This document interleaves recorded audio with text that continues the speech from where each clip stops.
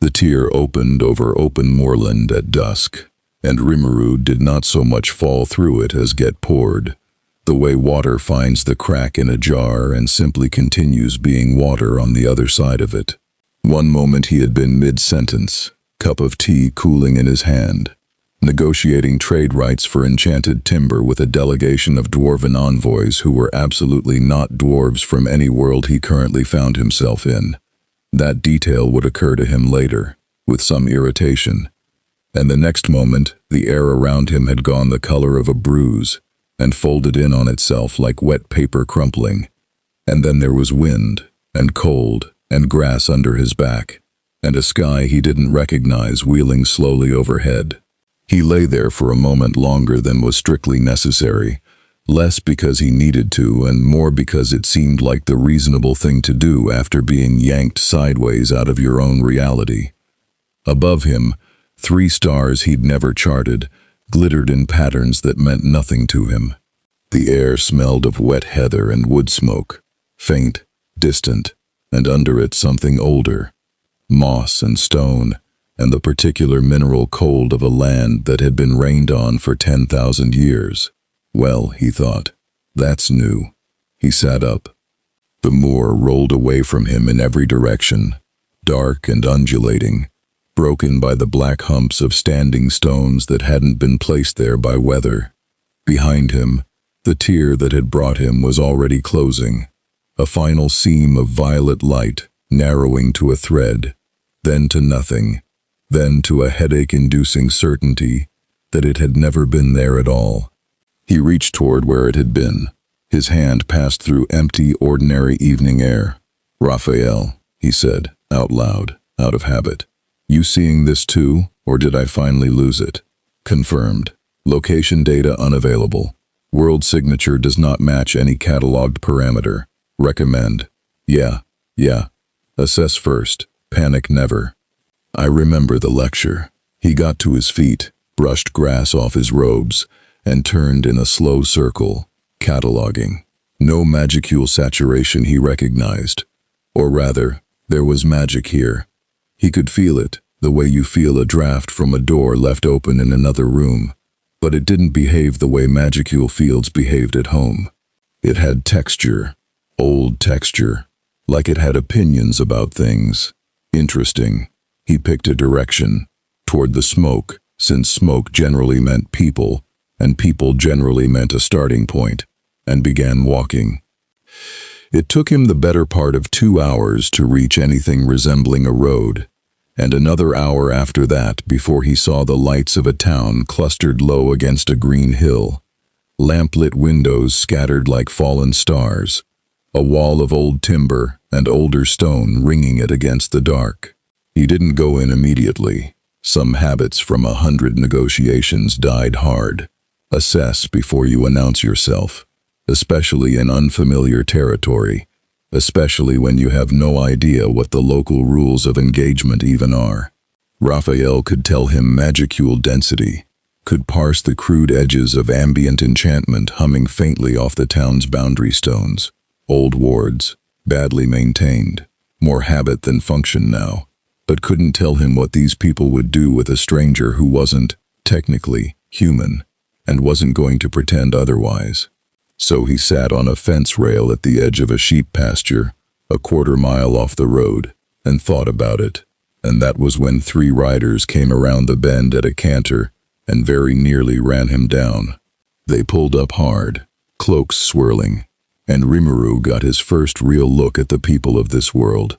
Weathered men, in worn gray-green travel gear, hoods thrown back now, faces lean and watchful, in a way that had nothing to do with suspicion of strangers specifically, and everything to do with a long habit of suspicion in general.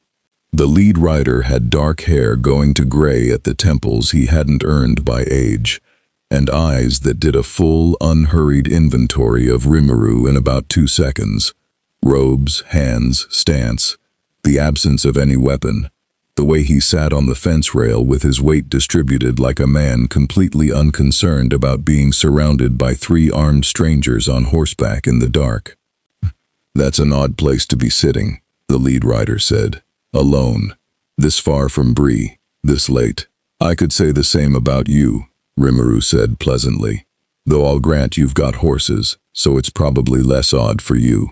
One of the other riders, younger, red-bearded, hand resting easy near a long knife at his belt without quite drawing it, exchanged a glance with the leader. He talks strange, he said, not quietly enough to be a private observation. I talk fine, Rimuru said. I just haven't figured out where here is yet. So forgive me if I don't have a hometown to offer you. The lead rider dismounted, slow, unthreatening. But Rimuru noted the economy of the motion. A man who moved like that had spent a great deal of his life moving carefully around things that might kill him. He stopped a respectful distance away, hand not on his sword but not far from it either. You came from nowhere, he said. It wasn't a question. One of the shepherds up past the Chetwood saw a light in the sky an hour back. Purple, he said, tore open like a wound and closed up again. He rode for Bree in something of a state. Rimuru considered several answers, discarded the clever ones, and went with the truth. Because lying to a man whose entire profession appeared to be noticing things seemed like a poor opening move. That was me, yeah. Fell out of somewhere I don't have a name for you in, onto your moor, about 3 hours ago. I'm not looking for trouble. I'm looking for information mostly. Where I am, who's in charge around here, that sort of thing. The silence that followed had weight to it. The younger rider's hand had drifted fully onto his knife hilt now. The third rider, older, gray-bearded, hadn't spoken at all, but his eyes had narrowed in a way that suggested he was doing arithmetic. Rimuru couldn't see the terms of. You say that very calmly, the lead rider said. For a man who just admitted to falling out of the sky. I've had stranger days, Rimuru said. Look, I understand this is a lot to take in on your end. I'd probably feel the same way about a purple hole in the sky spitting out a stranger onto my land. But I promise you, whatever you're picturing right now, I'm not it. I don't want your town. I don't want your kingdom. I'm not a spy for anybody. Because frankly, I don't even know what your factions are yet. I just want to understand where I've landed and figure out how to be useful instead of a problem. Useful, the red-bearded rider repeated, like the word offended him slightly. I ran a country, Rimuru said, and immediately regretted the past tense catching a little in his throat, because that was the first time since the tear opened that the actual size of what had just happened landed on him. Home was gone, not destroyed, just elsewhere, unreachably, impossibly elsewhere, and everyone in it going about their evening without him. He pushed the thought down, filed it for later, the way he'd learned to file things during harder negotiations than this one. I'm good at making disparate groups of people who don't trust each other get along well enough to build something. It's sort of my whole thing. So, useful. The lead rider studied him for a long moment.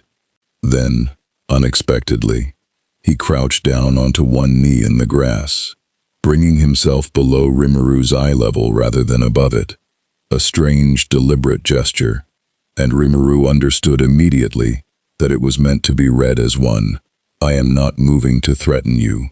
My name is Halbarad, he said, Ranger of the North. This is Belagorn, and that's Ivorwin's kin, Fardagal. Nods from the other two, wary but not hostile.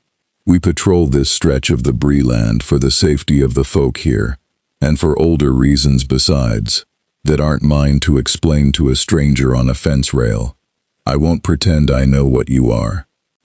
I've walked this wild a long time and I've never met anything quite like whatever just spoke to me. But I'll tell you plainly, there are eyes on the roads tonight that aren't friendly ones, and a purple tear in the sky is the kind of thing that draws every wrong kind of attention there is. Whatever you are, if you sit out here till morning, you won't be the only one who noticed that light. That's not exactly comforting, Rimuru said. It wasn't meant to be. Come to Bree, under guard. If that eases your discomfort more than mine, You'll forgive me for not simply trusting a man who fell from a hole in the sky an hour past. There's an inn there, and a fire, and people who'll want to ask you a great many more questions than I have time for tonight. I'll not force you, but I'd rather have you where I can see you than wandering this moor alone while whatever's hunting tonight is hunting." Raphael offered no objection.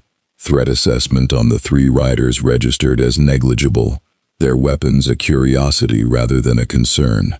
And more importantly, the offer smelled less like a trap and more like exactly what it was. A cautious, competent man doing his job, extending the minimum necessary trust to a stranger who'd fallen out of the sky, and no more than that. Rimuru could respect that. It was, in fact, more or less how he'd have handled it himself, from the other side of the table. "All right," he said, hopping down off the fence. "Bree it is. Lead the way, Halbarad." They gave him a spare cloak against the cold, though he didn't need it, and he wore it anyway because refusing seemed like the wrong note to strike this early. They didn't offer him a horse. He suspected that was less about hospitality and more about not wanting to hand a stranger a fast way to run, and he walked alongside Halbarad's mount instead, easily keeping pace, which drew another long, considering look he pretended not to notice. They were perhaps a mile from Bree's gate, following a track worn pale in the moonlight, when the night went wrong. It wasn't sound at first. It was the absence of sound. The wind dying mid-gust, the insects stopping, the horses going rigid and wild-eyed all at once, ears flat, and underneath all of it, a cold that had nothing to do with the season, a cold that came from somewhere further inside a person than skin. Fardagal's horse reared. Belagorn swore and fought his own mount down.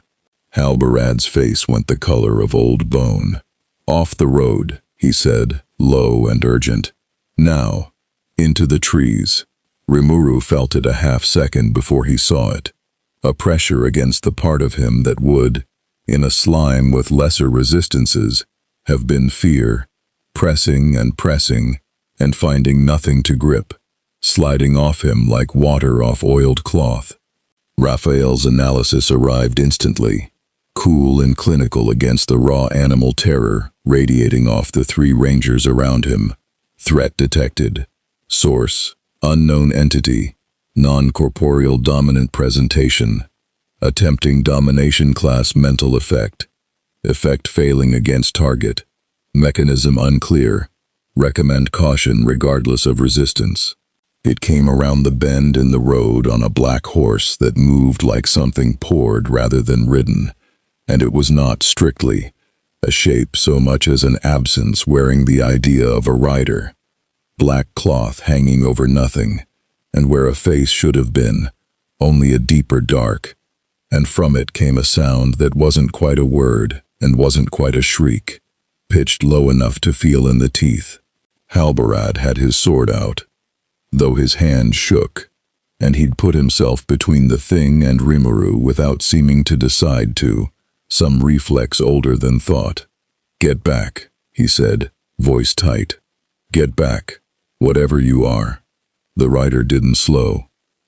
It came on at a walk that felt faster than a gallop should have, and the cold sharpened, and Belagorn made a sound like a man drowning, and Rimuru understood, with the particular clarity that came in the half-second before violence, that whatever this thing was, it had come for the light in the sky, and it had found him, and it did not intend to ask questions first. He stepped past Halbarad. "Sorry," he said, mild as ever, to the ranger's furious protest. "I've got this one." The Black Rider's blade came down, a long curved thing, edges that seemed to drink the moonlight rather than reflect it, and Rimuru caught it on an open palm, without particularly meaning to make a show of it. The metal met a barrier of pale blue light that rippled outward from the point of contact like a stone dropped in still water, and the blade, ancient and cruel and forged for purposes Rimuru would learn about later and wish he hadn't, simply stopped, hung there, and then, with a sound like a glass bell struck too hard, cracked from tip to hilt and fell away in 3 ruined pieces into the road dust. The silence afterward had an entirely different texture than the silence before. The Black Rider went very, very still. "That's rude," Rimuru said, into the quiet, mostly to fill it, because 3 armed men were staring at him with an expression he was beginning to recognize as the exact look people get right before they either attack you or start asking for help, and the rider on the black horse was radiating something that Raphael flagged, in real time, as recalculation. The Nazgul did not flee. It withdrew, a controlled, unhurried retreat back around the bend, the black horse turning with unnatural precision, and as it went, the cold in the air went with it, and the cricket started again, and Fardagal's horse stopped screaming, and somewhere very far off a dog began barking hysterically at nothing, the way dogs do when something has passed near that they have no name for. Halbarad lowered his sword slowly. His hand was shaking. He looked at the shattered pieces of the black blade in the road, and then at Rimuru, and something in his expression had shifted entirely. Not less wary, but wary in a completely different direction now.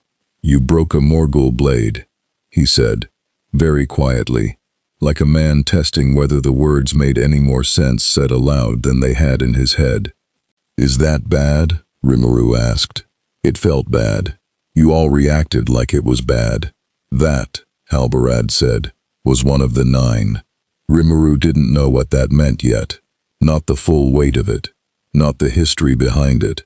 Not the particular horror those words carried for every soul on this side of the sea. But he understood tone, and he understood the way Belagorn had gone white as chalk, and the way Fardagal's hand hadn't left his knife hilt since the Black Rider had appeared, still hadn't left it now that the thing was gone. "Guessing you don't run into those every day," he offered. "No," Halbarad said. "We do not." He sheathed his own blade, finally, with a hand that had mostly stopped shaking, and looked at Rimuru with an expression that had gone from suspicion to something closer to genuine, uneasy calculation, the look of a man rapidly revising every assumption he'd made in the last hour. "I think," he said slowly, "that whatever questions Bree was going to ask you tonight just became a great deal more urgent, and I think I need to send a rider ahead, not to Bree, further." "To who?" Halbarad was quiet for a moment, watching the empty road where the Black Rider had vanished, as if it might come back for a second opinion. "To someone who'll know what you are," he said finally, "even if I don't. Come, quickly now. The night isn't done being strange, I think, and I'd rather be behind walls when it finishes." They didn't run exactly, but the pace to Bree's Gate was considerably brisker than the one that had brought them out onto the moor, and Rimuru walked among them, not quite trusted, not quite feared, something new and unresolved that none of the 3 men riding around him had a category for yet, while overhead, the stars he didn't recognize wheeled on, indifferent, and somewhere far to the east, in a tower of black stone above a land of ash, something old and patient turned its attention, for the first time, toward a small town called Bree, and the strange light that had torn open the sky above it. Bree by night was a huddle of thatched roofs and smoking chimneys behind a low earthen dike, topped with a hedge that had clearly been fought with for generations, and was still, stubbornly, only half-tamed. The gate stood open, more out of habit than security, Rimuru suspected, given how thin the watch looked, and the gatekeeper, a heavy-set man with a lantern and an expression of deep, practiced weariness, took one look at Halbarad's face and didn't ask a single question, just waved them through with the particular haste of a man who'd learned long ago that rangers arriving fast at odd hours meant trouble he didn't want details about until morning. The prancing pony sat at the center of town, low-beamed and smoke-stained, warm yellow light spilling from its windows onto the mud of the street. Halbarad didn't take him inside.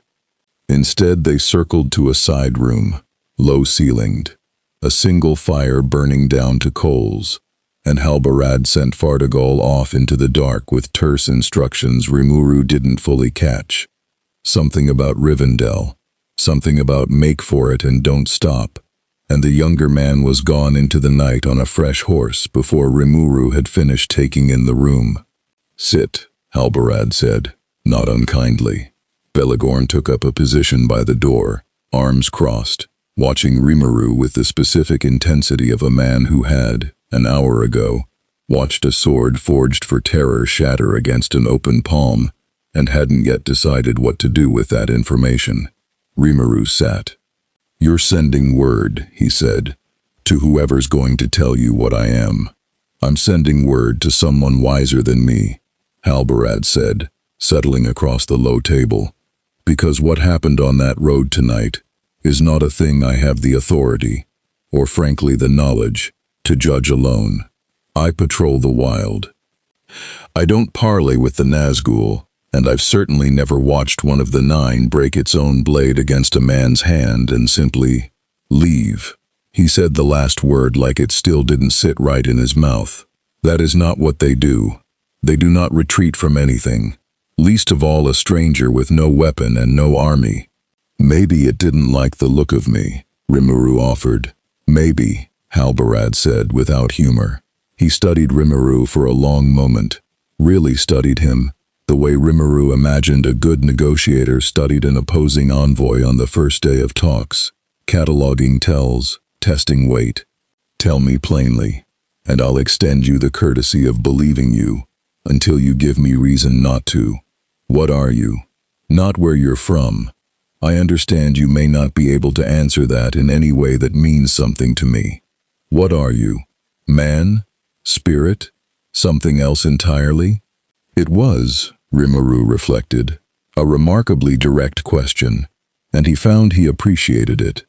He'd sat through enough council sessions back home, full of people circling a question for an hour, before actually asking it. That direct honesty felt almost like a kindness.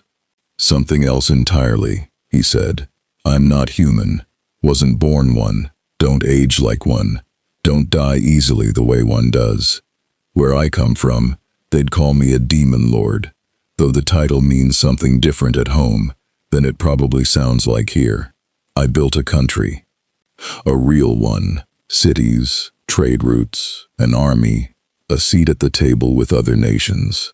I did it by getting monsters, real monsters, things your world would probably call demons or worse, to agree to live alongside humans instead of preying on them. That's the short version. I'm not looking to conquer anything here. I don't currently have a here to go home to, which is its own problem I haven't fully sat with yet. So mostly what I want right now is to understand where I've landed, and not get killed by the local horror cavalry while I figure it out." Halbarad was quiet for a long moment, the fire popping softly between them. "A demon lord who builds nations instead of burning them," he said, at last. "That is not a story I've heard before, not in any telling, not in any age." He glanced toward the shuttered window, toward the dark beyond it. "And yet a servant of the enemy came looking for you within hours of your arrival, and broke its blade trying to end you.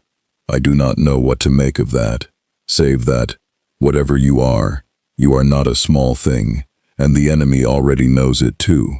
"The enemy," Rimuru repeated. "You keep saying that like it's a title. Who, specifically?" Belegorn made a small, sharp sound from the doorway, something between a scoff and a flinch. Halbarad's jaw tightened. "His name is not spoken lightly in this house," he said. "Sauron, the Dark Lord. He was cast down once, an age ago, and has been rebuilding his strength in the east for longer than most living men have breathed air. The 9 you met tonight are his most terrible servants. Kings once, men once, bound to his will body and soul until nothing human was left in them. If one came for you, it is because he already knows something arrived on that light, and he means to have it, or destroy it if he cannot." The fire cracked. Somewhere out in the common room, muffled, Someone was singing badly, oblivious to the conversation happening one wall away that would have sobered them instantly. "Great," Rimuru said, dry. "Landed in the middle of somebody's war. Day 1. No orientation packet. Typical. You find this amusing?" "I find it familiar," Rimuru said, and something in his voice shifted, just slightly, into something older and steadier than the wry deflection he'd been running on since the moor. "Look, I didn't come here to insert myself into your war, but I've built a country out of people who used to be exactly the kind of thing your enemy probably wants to make out of me. Hollowed out, bound, used. I have some experience with what that costs, and with what it takes to undo it. If he's already decided I'm a threat, then whether I want a part in this or not, I think I might already have one. I'd rather understand what I'm standing in before I decide what I do about it, though. That's not weakness. That's just how you avoid making the wrong enemies before you understand who the right ones even are." Halbarad looked at him for a long moment, and something in his weathered face eased, fractionally. Not trust, not yet, but the beginning of the possibility of it. "That," he said, "is wiser than most first nights in the wild produce. Very well. Rest here tonight. Belagorn will keep the door, and I do not think, after what happened on the road, that any further trouble will find you before dawn. In the morning I ride for Rivendell myself, and I would ask you to come with me, of your own will, not under guard. There is a lord there, Elrond, older and wiser than any 3 of us combined, who has stood against Sauron since before this age began. If anyone in this land can tell you what you are, and what your arrival means, it is him." "Rivendell," Rimuru said, testing the shape of it. "That where the tall, pointed-ear folk live?" "I saw something like that in the vague, general shape of a myth once. Back home, actually. Didn't expect it to be real." Halbarad's mouth twitched, almost a smile, the first genuine one Rimuru had seen from him. "The elves would take exception to being called the tall, pointed-ear folk, I suspect. But yes, Rivendell is theirs, and has stood in this valley since before Bree had a name. It's 3 days' ride, hard going. I'll not pretend the road is safe. Not tonight, of all nights, with the 9 astir and now, apparently aware of you specifically. But I think it's the safest thing I know how to offer you." Rimuru thought about home, briefly, unbidden, Rigurd's steady competence, Benimaru's sharp humor, Shion's fierce and slightly alarming loyalty, Shuna quietly running half the administrative machinery of the entire nation, without ever seeming to break a sweat, and felt the absence of all of it settle into him again. Heavier this time, now that the adrenaline of the ambush had faded, and left room for the actual shape of his situation to arrive. He was alone here, genuinely, completely alone, in a world that ran on rules he didn't understand yet, with a Dark Lord who apparently already had his eye on him, and an army of the dead but not dead riding around looking for him on the very first night. It should have been terrifying. Mostly it just made him tired, in the specific way that came from realizing you were about to have to do all the slow, patient work of building trust from absolute zero, all over again, in a place that had never heard your name. "All right," he said. "Rivendell it is. Lead the way, when morning comes." He didn't sleep, not really needing to, but he sat by the low fire through the small hours anyway, turning things over. Raphael offered periodic updates, ambient magicule density readings, a rough cataloging of the local flora that bore no resemblance to anything back home, an unprompted and slightly smug observation that the power Halbarad had alluded to, whatever it actually was, did not appear to be interfacing with Rimuru's own abilities in any way Raphael could detect, positive or negative. Recommend continued observation. Insufficient data for full model. Fine. He could work with insufficient data. He'd built an entire nation on insufficient data and stubbornness, more or less. Belagorn watched him from the doorway for the first 2 hours. Then, apparently deciding a slime who broke Morgul blades with his bare hand wasn't going to try anything sneaky in a locked room, dozed sitting upright with his sword across his knees. Rimuru let him sleep. Whatever this was going to become, starting it by being the kind of guest who let his exhausted watchman actually rest, seemed like decent policy. Dawn came gray and cold, mist pooling in the low streets, and Halbarad was up before the light had fully broken, moving with the brisk efficiency of a man who'd decided during the night exactly how the coming days needed to go. Horses were readied, 3 now, since Fardigol had ridden ahead, and Rimuru was given, without much ceremony, a plain gray mare that eyed him with far more suspicion than he felt he deserved, given that he had absolutely no intention of eating her. "She'll settle," Halbarad said, watching the horse sidestep away from Rimuru with flattened ears. "Animals sense what they can't name. Give her the ride to get used to you." "Story of my life so far in this world," Rimuru said, swinging up into the saddle with a competence that made Belagorn's eyebrows climb slightly. Apparently he hadn't expected the shape-shifting stranger to know how to ride a horse, and Rimuru didn't bother explaining that he'd simply asked Raphael to interface with several centuries of accumulated equestrian technique from somewhere in his absurdly broad knowledge base half a second before mounting.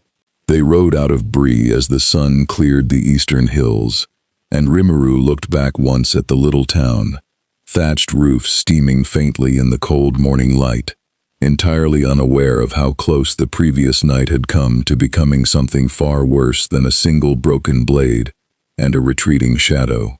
It wouldn't stay unaware forever, he suspected.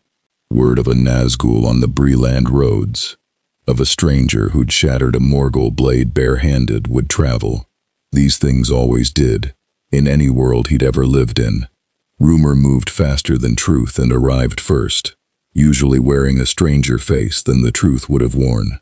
3 days to Rivendell, Halbarad had said. Hard going, with the 9 astir. Rimuru settled into the saddle, felt the gray mare's tension slowly, grudgingly ease beneath him as the miles passed, and turned his attention outward, to the hills rolling green and secretive to either side of the road, to the tree line dark with things unnamed, to the particular quality of the light in a world that had never had a Rimuru Tempest in it before and was, whether it welcomed the fact or not, going to have to reckon with one now. Somewhere behind them, in a town waking slowly to gossip about strange lights and stranger travelers, the first threads of rumor were already beginning to spin outward. And somewhere far to the east, in a tower that watched the world through a single unsleeping eye, something had noted the failure on the Bree-land road, and was already, patiently, calmly, beginning to plan its second attempt. The road to Rivendell wound on ahead of them, climbing into hills still hazed with morning mist, and Rimuru Tempest, otherworlder, nation-builder, a demon lord with no throne left to sit on and no country left to answer to, rode toward it at the side of 3 wary strangers, carrying nothing but the clothes on his back, an ancient sentience humming quietly in the back of his mind, and the growing uneasy certainty that whatever this world decided to make of him, it was not going to let him stay a stranger for very long. The road climbed steadily through the second day, the Chetwood giving way to barer, wilder country, and it was somewhere in the long gray hours past noon that Rimuru first understood what Halbarad had meant about the road not being safe for him specifically, not merely for a party of rangers traveling it. They smelled the wolves before they saw them. It wasn't the smell of ordinary wolves. Rimuru had catalogued enough beastkin senses over his years running Tempest to know that much on instinct alone, but something underneath it, a rot-sweet corruption, like meat that had spoiled around something that kept it moving anyway. Belagorn caught it half a second after Rimuru did and swore, low, reaching for his bow. "Wargs," Halbarad said grimly, reining his horse to a stop on the ridge, scanning the tree line below. Out of season, out of territory. They don't run this far south, not usually, not without being driven. Driven by what? Rimuru asked. That, Halbarad said, is rather the question, isn't it? They came out of the trees in a loose pack of 9. Huge, wrong-jointed things, red eyes catching the gray afternoon light with a wet, hungry gleam, moving with a coordination that no natural pack should have managed. Halbarad's horse screamed and reared. Belegorn's bow was already singing, an arrow burying itself to the fletching in the lead beast's shoulder, without so much as slowing it. Rimuru was off his own horse before he'd consciously decided to move, landing lightly in the road between the pack and the 2 rangers, and something in him settled into the old, familiar rhythm of a threat assessment he'd run 1,000 times back home. Not fear, not even really adrenaline, just the calm, wide-awake attention of someone who had, at this point, fought considerably worse than 9 oversized wolves with an attitude problem. "Stay back," he said, over his shoulder, and didn't wait to see if they obeyed. The lead warg lunged. Rimuru caught its jaw in one hand, not with force exactly, just with the absolute, immovable certainty of Beelzebub's grip. And the beast's momentum did the rest of the work, its own charge slamming its skull into a stop so total, the creature's legs buckled out from under it, and it collapsed, stunned, drooling black-flecked foam onto the road dust. He didn't kill it. That decision arrived almost before he'd made it consciously. Some old instinct from 100 negotiations back home, where the difference between an enemy and a future ally often came down to whether you were willing to look past the first thing they tried to do to you. Instead, he pinned it, one hand against its skull, and let a thread of Beelzebub's analysis slide through the contact. Not predation, not yet, just looking. What he found made something in him go cold, in a way none of the Nazgul's despair aura had managed the night before. Corrupted form analysis complete, Rafora reported. Base organism, canine, native. Overlay, foreign compulsion binding, non-magicule in nature, analog to domination class effect, source signature partial match to entity encountered previous night, compulsion actively suppressing pain response and self-preservation instinct, recommend, release, or terminate, recovery uncertain. The wolf wasn't attacking out of hunger or territory. It had been made to. The other 8 were converging now, and Rimuru let the pinned one go. It staggered up, shook itself, and rather than renewing the attack, simply fled, whimpering, into the tree line. The compulsion apparently loosened just enough by the contact to let some sliver of the animal's own will reassert itself. Rimuru filed that away. Useful. Filed it away hard, actually, because it told him something about how the corruption worked that he suspected would matter later. The remaining 8 didn't have the luxury of that mercy extended twice. Rimuru moved through them with the efficient, almost gentle economy of a man swatting away something that annoyed him more than threatened him. A barrier here to turn aside a lunging bite, a controlled burst of pressure there to put one on its back without breaking it. And for the 2 that came at him with a ferocity that left no room for half measures, Beelzebub did what Beelzebub did, and they simply weren't, anymore, in a way that left Halbarad staring at the empty patch of road where a warg had been standing a half-second before. It was over in less than a minute.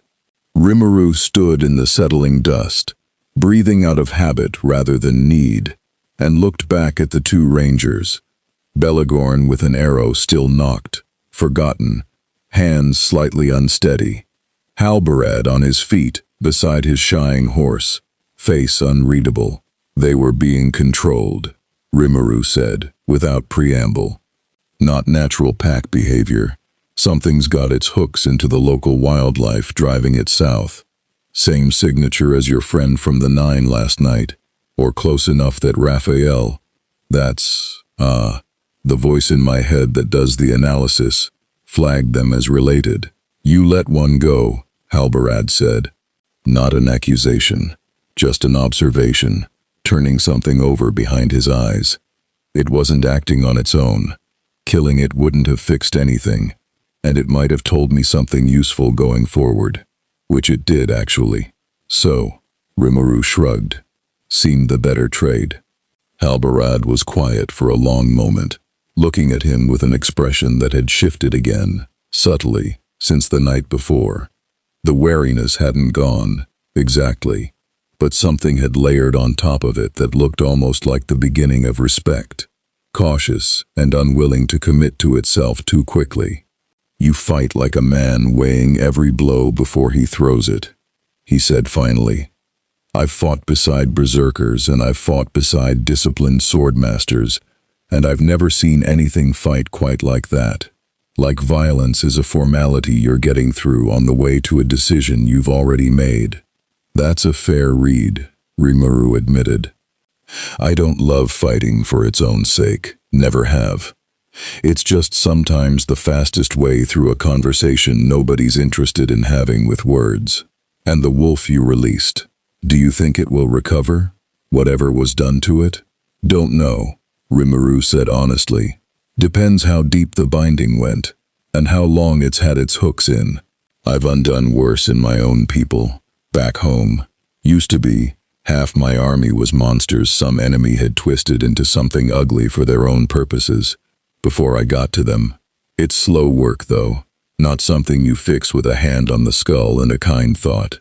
He glanced toward the tree line where the freed warg had vanished. "But it's better than the alternative. Every time." Halbarad said nothing for a while as they got the horses calmed and moving again, but Rimuru caught him glancing back once, twice, at the road behind them, at the place where a corrupted, compulsion-bound animal had been given a mercy that this world, evidently, did not extend to such things very often.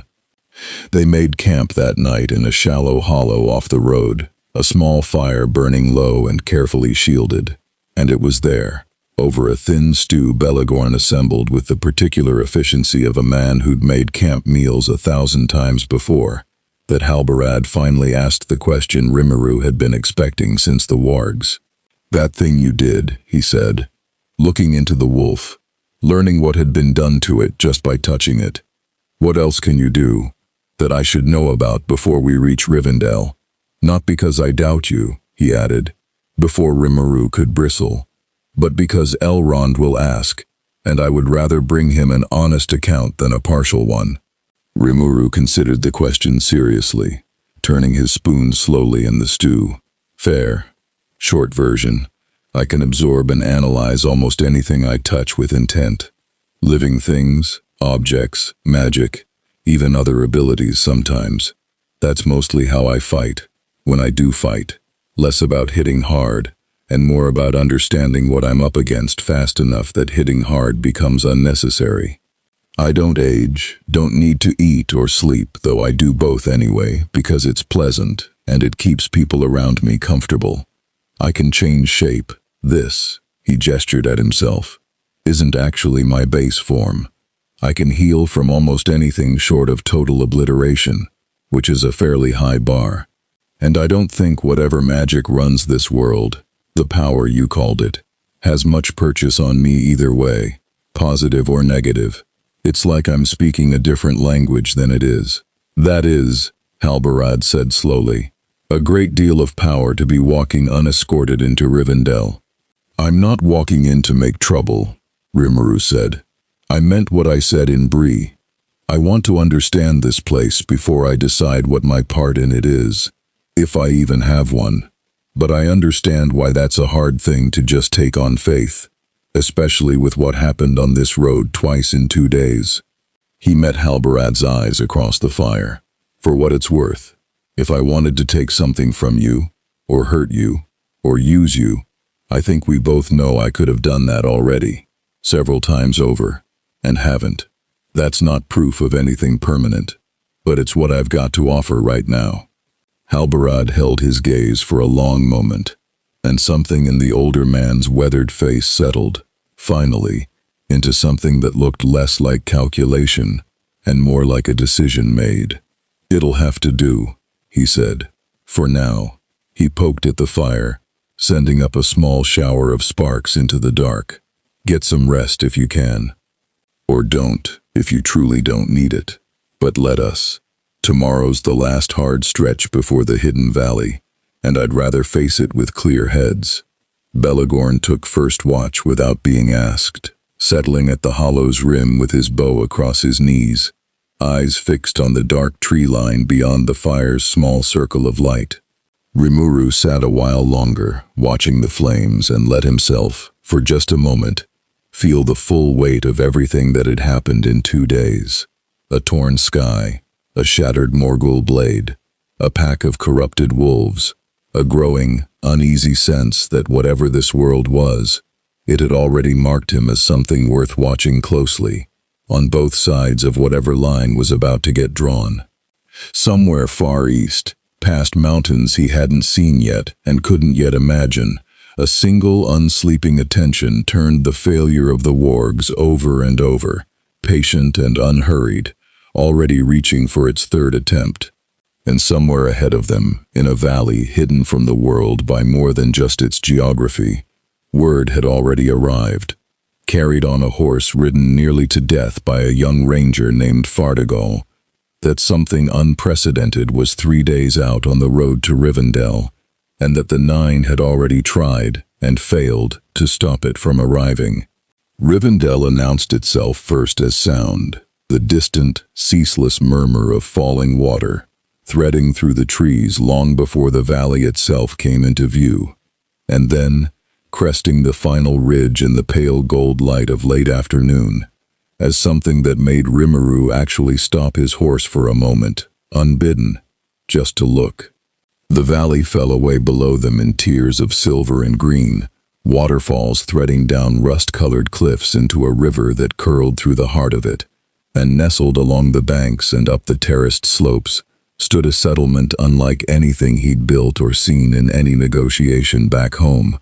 Not walls and battlements first, but archways and open colonnades, buildings that seemed to have grown out of the hillside rather than been imposed on it, gold light spilling from windows with no glass, and over all of it a stillness, a held breath quality, like the whole valley was a single indrawn note that had been sustained for centuries and had no intention of ever letting go. "Huh," he said, quietly. "Okay, I get why you people call it hidden. It's not hidden, it's just so completely itself that finding it feels like an accident, even when you're looking straight at it." Halbarad, beside him, allowed himself the faintest smile, the first genuinely relaxed expression Rimuru had seen on him since Bree. "That is very near to how Elrond himself once described it to me. You'll get on with him, I think, if nothing else than for having an ear for that sort of thing." They descended by a winding path cut into the cliffside, and Rimuru felt the change in the air the further down they went. That same old magic texture he'd noticed on the moor his first night, but concentrated here, deliberate, worn smooth by centuries, the way a riverbed is worn smooth by the water that's always run through it.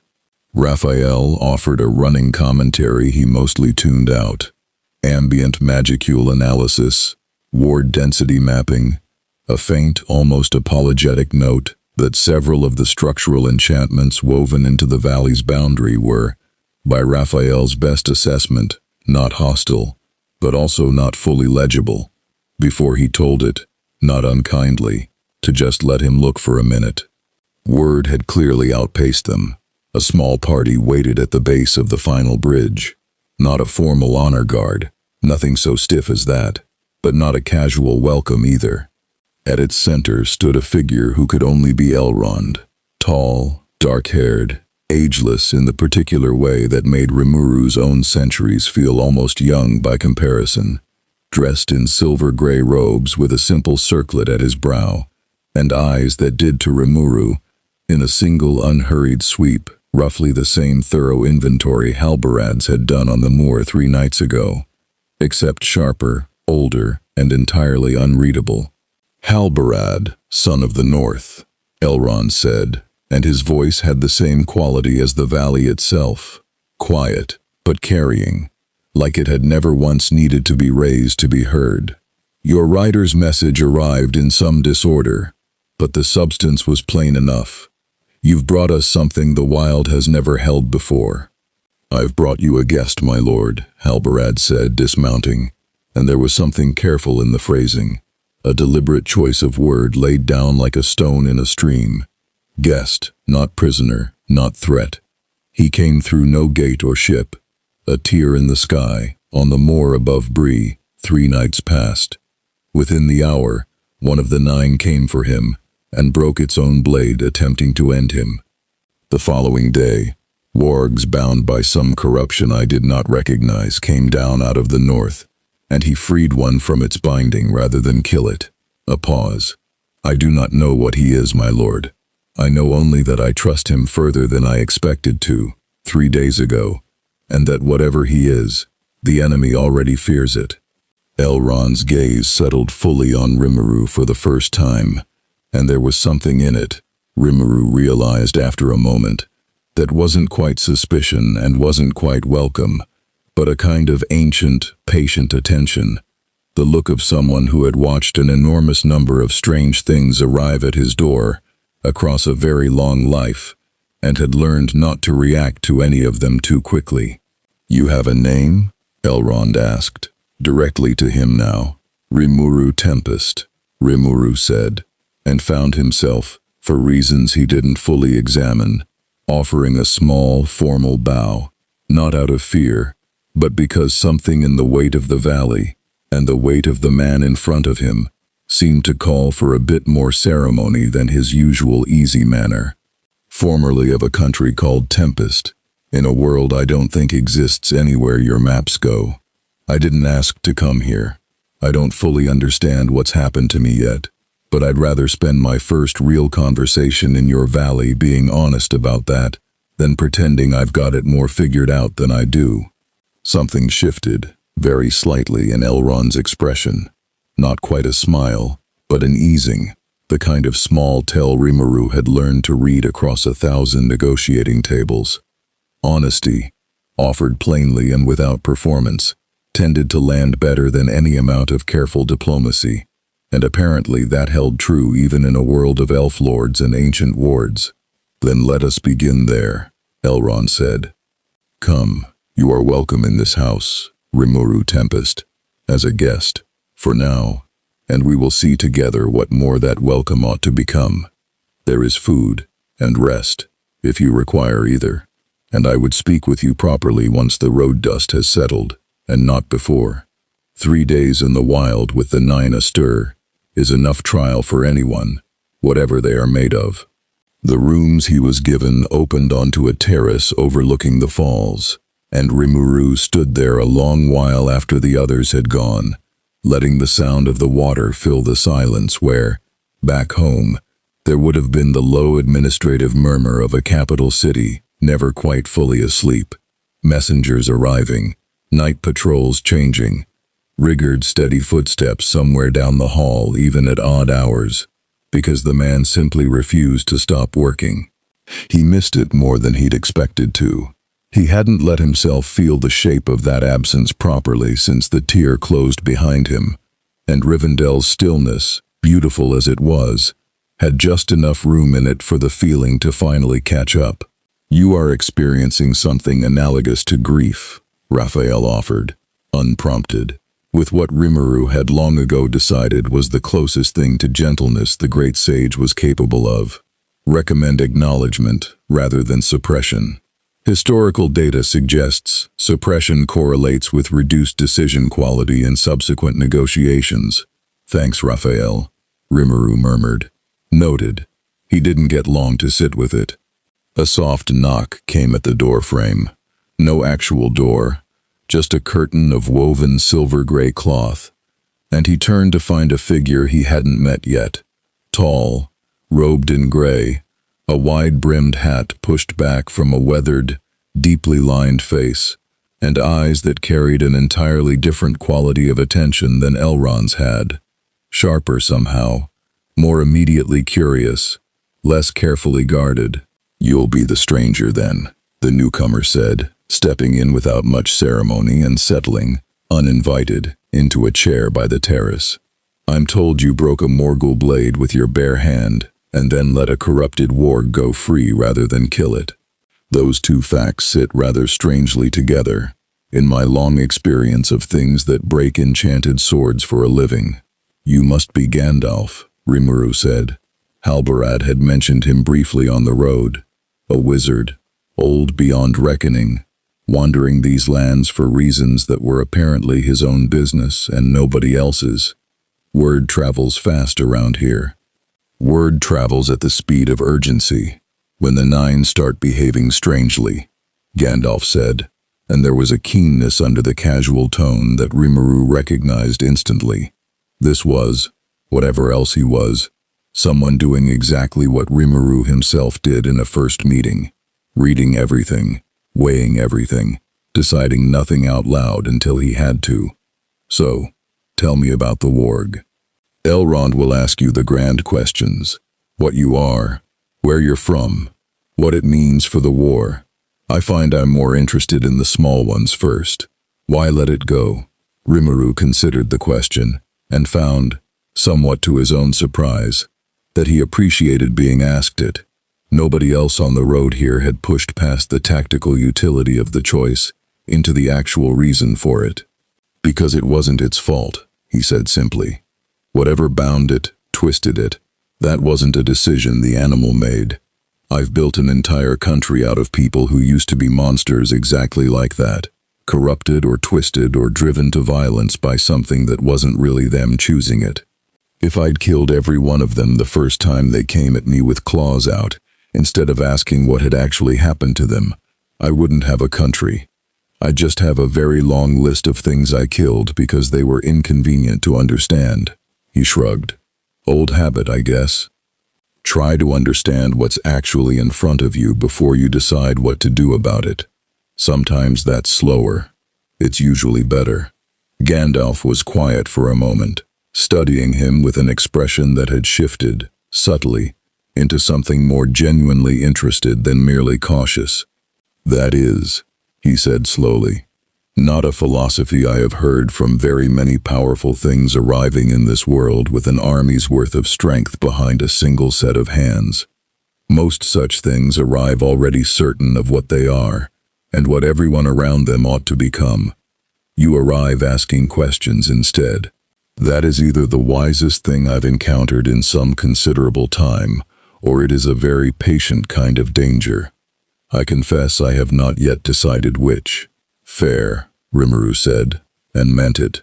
For what it's worth, I've been on the other side of that exact assessment plenty of times. Trust is earned slow. I'm not in a hurry to skip that part just because I could, technically, skip a lot of other parts by force if I wanted to.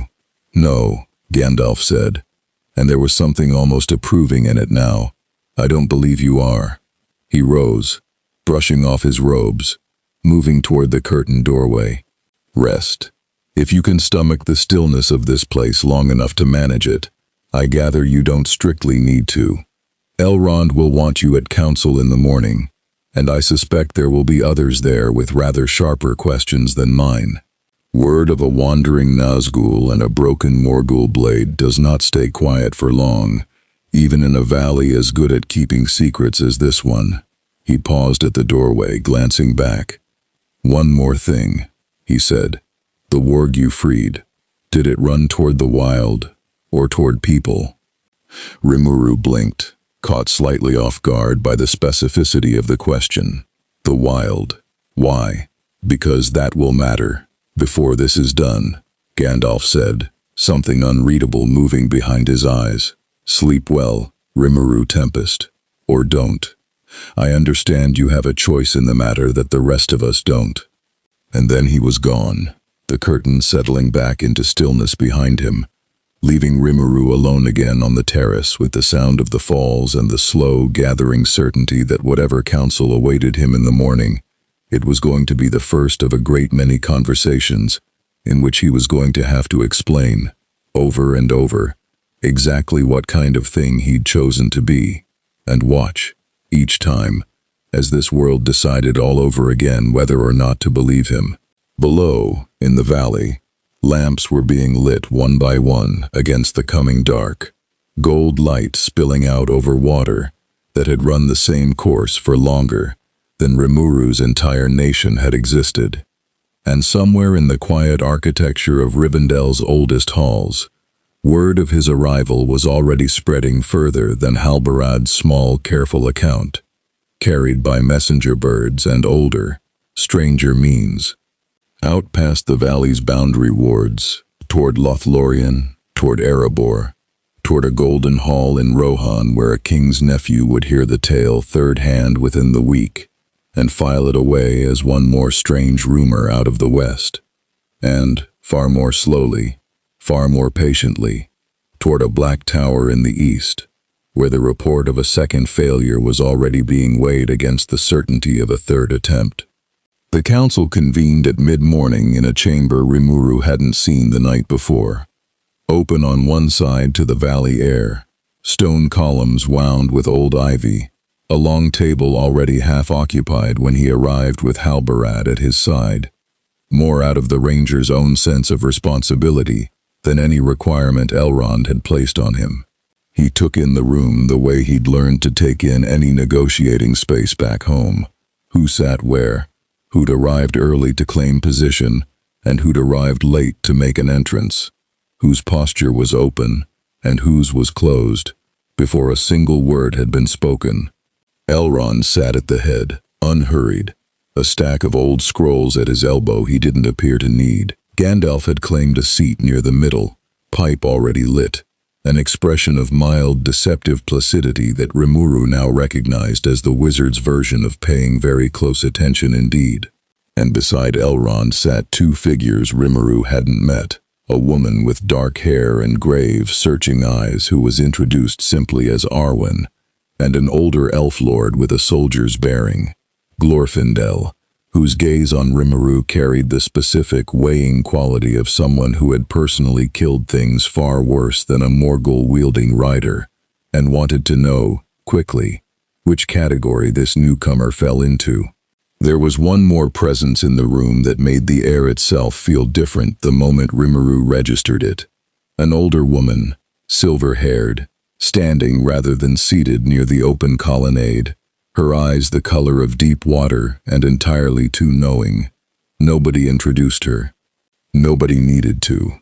The way the whole room's attention bent very slightly toward her, unconsciously, the way water bends toward a drain, told Rimuru everything he needed to know about her weight in this place before anyone spoke her name. Galadriel, Elrond said, catching Rimuru's glance, has traveled from Lothlorien these past 2 days, on word of what happened on the Bree road. She arrived an hour ago. I would not keep you from knowing who shares this table with you. Lady of the Golden Wood, Rimuru said, offering the same small bow he'd given Elrond. I appreciate you making the trip on my account, though I imagine you'd have come regardless, given the circumstances. Something that might have been the ghost of a smile crossed Galadriel's face. You are correct on both counts, she said, and her voice had a quality Rimuru hadn't encountered from anyone else in this world yet. Not merely old, but layered, like a chord struck from several notes at once. I attempted before I set out to see you in my mirror. I saw water where your reflection ought to have been. That has not happened to me in a very long time, Rimuru Tempest, and I confess I am here, as much out of curiosity as out of caution. For what it's worth, Rimuru said. That's mutual. Elrond let the small exchange settle, before bringing the room properly to order. Let us begin with what is known, plainly, before we move to what it means. Halbarad, your account, in full, if you would, for those who have not yet heard it firsthand.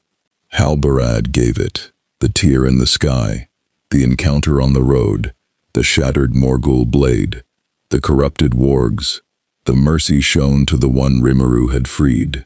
His account careful and unembellished, the account of a man who'd learned long ago that the plain truth served better than any dressed-up version of it.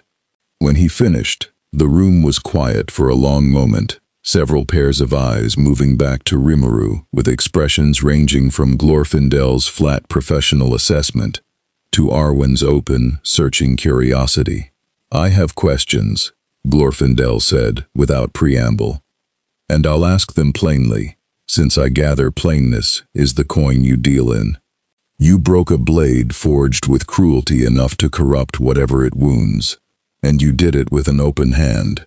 What precisely are you capable of, and what limits you? I do not ask to threaten. I ask because a power without a known edge to it is a power no strategist can plan around, friend or foe, and this council will need to plan around you one way or another before this is finished." "Fair question, and I'll give you a fair answer," Rimuru said, and found himself settling into something like the old rhythm of a trade council back home. Direct, unhurried, respecting the room enough to actually answer rather than deflect. "I don't age. I don't need to eat, sleep, or breathe, though I do all three because it's pleasant and useful for exactly conversations like this one. I heal from nearly anything short of total instantaneous destruction, and even then, I'm honestly not entirely sure it'd stick back home, though I've never been eager to test that personally. I can absorb what I touch, objects, abilities, sometimes people, though that last one requires their submission or their death, and I don't do it lightly. I can change shape, and whatever your power is, the deep magic that runs through this land, through your rings, through the Astari, near as I can tell, it doesn't touch me either way, doesn't strengthen me, doesn't weaken me. We're speaking two different languages, magically, and neither one seems to be listening to the other."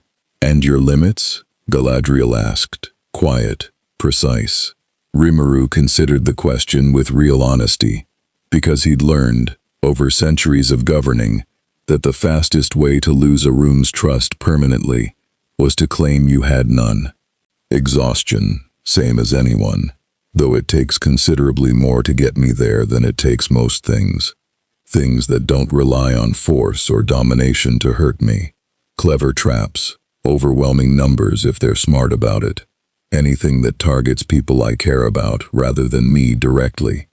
And I'd guess, though I haven't tested it, and don't especially want to, that whatever's warding this valley, and places like it, might slow me down in ways ordinary steel doesn't. Old magic built specifically to keep foreign things out. That's a guess, not a confirmed weakness. But I'd rather tell you my guesses honestly, than pretend I've got no blind spots at all. Glorfindel's expression didn't soften exactly, but something in it registered the answer as useful, rather than evasive, and he nodded once, filing it away. "There is a simpler question beneath all of this," Elrond said, "and I think it is the one that matters most to this council. Before we speak further of strategy, not what you can do, what you want. You built a nation, Halbarad tells us, out of creatures your own world would have called monsters. You did it, you say, through trust rather than conquest. I have lived a very long life, Rimuru Tempest, and I have heard a great many claims of good intent from a great many powerful strangers, and I will tell you plainly, claims are cheap. What is it, precisely, that you want now that you find yourself here, uninvited, in the middle of a war that is not your own?" The room went very still, waiting. Rimuru let the silence sit a moment before he answered, because the question deserved better than a quick, easy response. "Honestly, I want to go home," he said. "That's the truest answer, and I won't pretend otherwise to make myself sound nobler than I am. I had a country. People who trusted me, who I'd spent years earning that trust with. One difficult decision at a time. I don't know if I'll ever get back to it, and that's..." He paused, and let the pause be honest too. "That's a harder thing to sit with than I think I've fully let myself feel yet, 3 days into all this.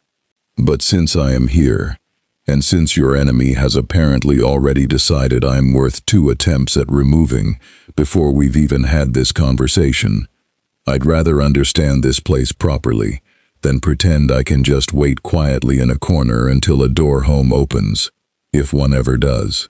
I don't want your throne, any of you. I don't want to conquer anything. What I'm good at, the actual thing I built a country doing, is getting people who don't trust each other to find a reason to anyway. Elves and dwarves and men and hobbits and whatever else calls this land home, all of you clearly carrying centuries of grudges I don't fully understand yet. If there's a use for me here beyond just being a very inconvenient thing your enemy wants dead, that's probably it. But I won't pretend I've got some grand plan. I've been here 4 days. Mostly I'm still just trying to understand what I've landed in. The silence that followed had a different quality than the one before it. Less assessing, more considering. Several faces around the table doing quiet internal math Rimuru couldn't fully read but recognized the shape of. It was Galadriel who spoke first, into that considering quiet. "You will find," she said, "that this land does not offer trust easily, nor should it. We have paid too dearly, too many times, for trust extended too quickly to things that later proved hollow. But I will say this. My mirror showed me water where your reflection should have stood, Rimuru Tempest, and in all my long years, the mirror has shown me many terrible certainties and a great many false hopes, but it has rarely shown me simple absence. I do not yet know what that means. I suspect none of us do, but I do not think it means nothing. It means," Gandalf said, speaking for the first time since the council opened, pipe smoke curling lazily toward the colonnade's open air, "that we have, sitting at this table, something genuinely new, under an old sky. And old skies, in my long experience, do not take kindly to genuinely new things, without a great deal of trouble following soon after. The enemy has already tried twice to remove him. He will try again, and try harder, and the longer Rimuru Tempest remains unclaimed by any banner in this war, the more urgently Sauron will move to either claim him himself, or ensure no one else can. That is not a comfortable position for this council to leave a guest in, nor, I think, a wise one." Elrond's gaze moved slowly around the table, weighing each face in turn, before settling back on Rimuru. "Then here is what this council offers, for now," he said. "Sanctuary, for as long as you need it, and the freedom to leave it whenever you choose. You are no prisoner here. Whatever caution we extend alongside that welcome. Truth, as much of it as we possess, about this war, and what stands against you, and against us both. And time, a little of it at least, though I do not think the enemy means to grant us much. To let this council, and you, decide together what your part in this story ought to be, rather than have it decided for you by whichever power moves fastest to claim you first." Rimuru looked around the table, at Halbarad's steady, earned trust, at Glorfindel's careful, unresolved appraisal, at Galadriel's ancient, searching patience, at Gandalf's sharp, curious attention, and felt, for the first time since the tear had closed behind him on the moor, something settle in his chest that was almost, though not quite, like being home. "That's more than fair," he said. "Thank you, all of you. I'll try to be worth the sanctuary." "See that you are," Glorfindel said, not unkindly, "because I do not think the world will give either of us very long to find out." Outside, the falls murmured on, indifferent and eternal, and far to the east, in a tower that never slept, a report of the council's gathering, carried by means darker and swifter than any messenger bird, arrived at last before an eye that had been waiting, with terrible patience, for exactly this confirmation, that the stranger from the torn sky had not fled, had not hidden, and had instead been welcomed into the very heart of one of the enemy's oldest and most stubborn strongholds. The council dispersed by midday, but the questions didn't. They simply changed shape, migrating from the formal chamber into smaller, quieter conversations that felt, to Rimuru, considerably more revealing than anything said across the long table. Glorfindel found him first, in the training yard below the eastern terrace, and didn't bother with pleasantries. "Spar with me," the elf lord said, already loosening the ties on a practice blade. "I thought we just spent an hour establishing. I don't especially want to be a threat to anyone here," Rimuru said, amused.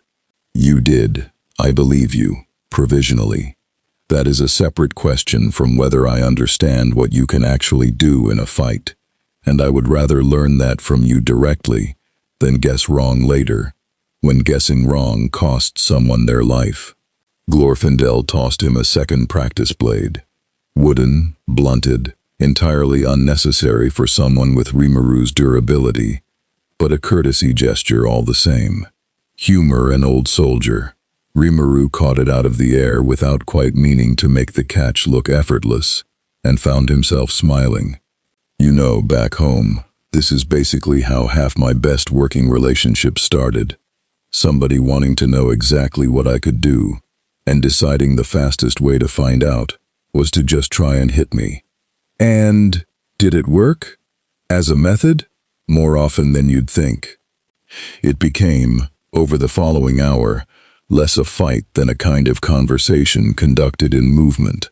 Glorfindel testing him with a swordsman's patient precision, probing for openings, adjusting his approach each time Rimuru absorbed or deflected or simply declined to be where a blow landed, and Rimuru, for his part, deliberately holding back the full weight of what he could do, offering instead a running demonstration calibrated to actually teach Glorfindel something, rather than simply overwhelm him. It was, he realized partway through, exactly the kind of careful, respectful power management he'd learned running Tempest. Never show a new ally the full ceiling of your strength all at once. Let them earn the fuller picture, the way trust was always earned. One honest exchange at a time. By the end, both of them slightly out of breath. Glorfindel genuinely, Rimuru more for the sake of the performance than any real exertion. The elf lord lowered his blade and studied him, with an expression that had shifted, once again, into something new. "You are holding back," Glorfindel said. "Not an accusation. An observation, delivered with the flat respect of one professional to another." "I am," Rimuru admitted. Seemed rude not to.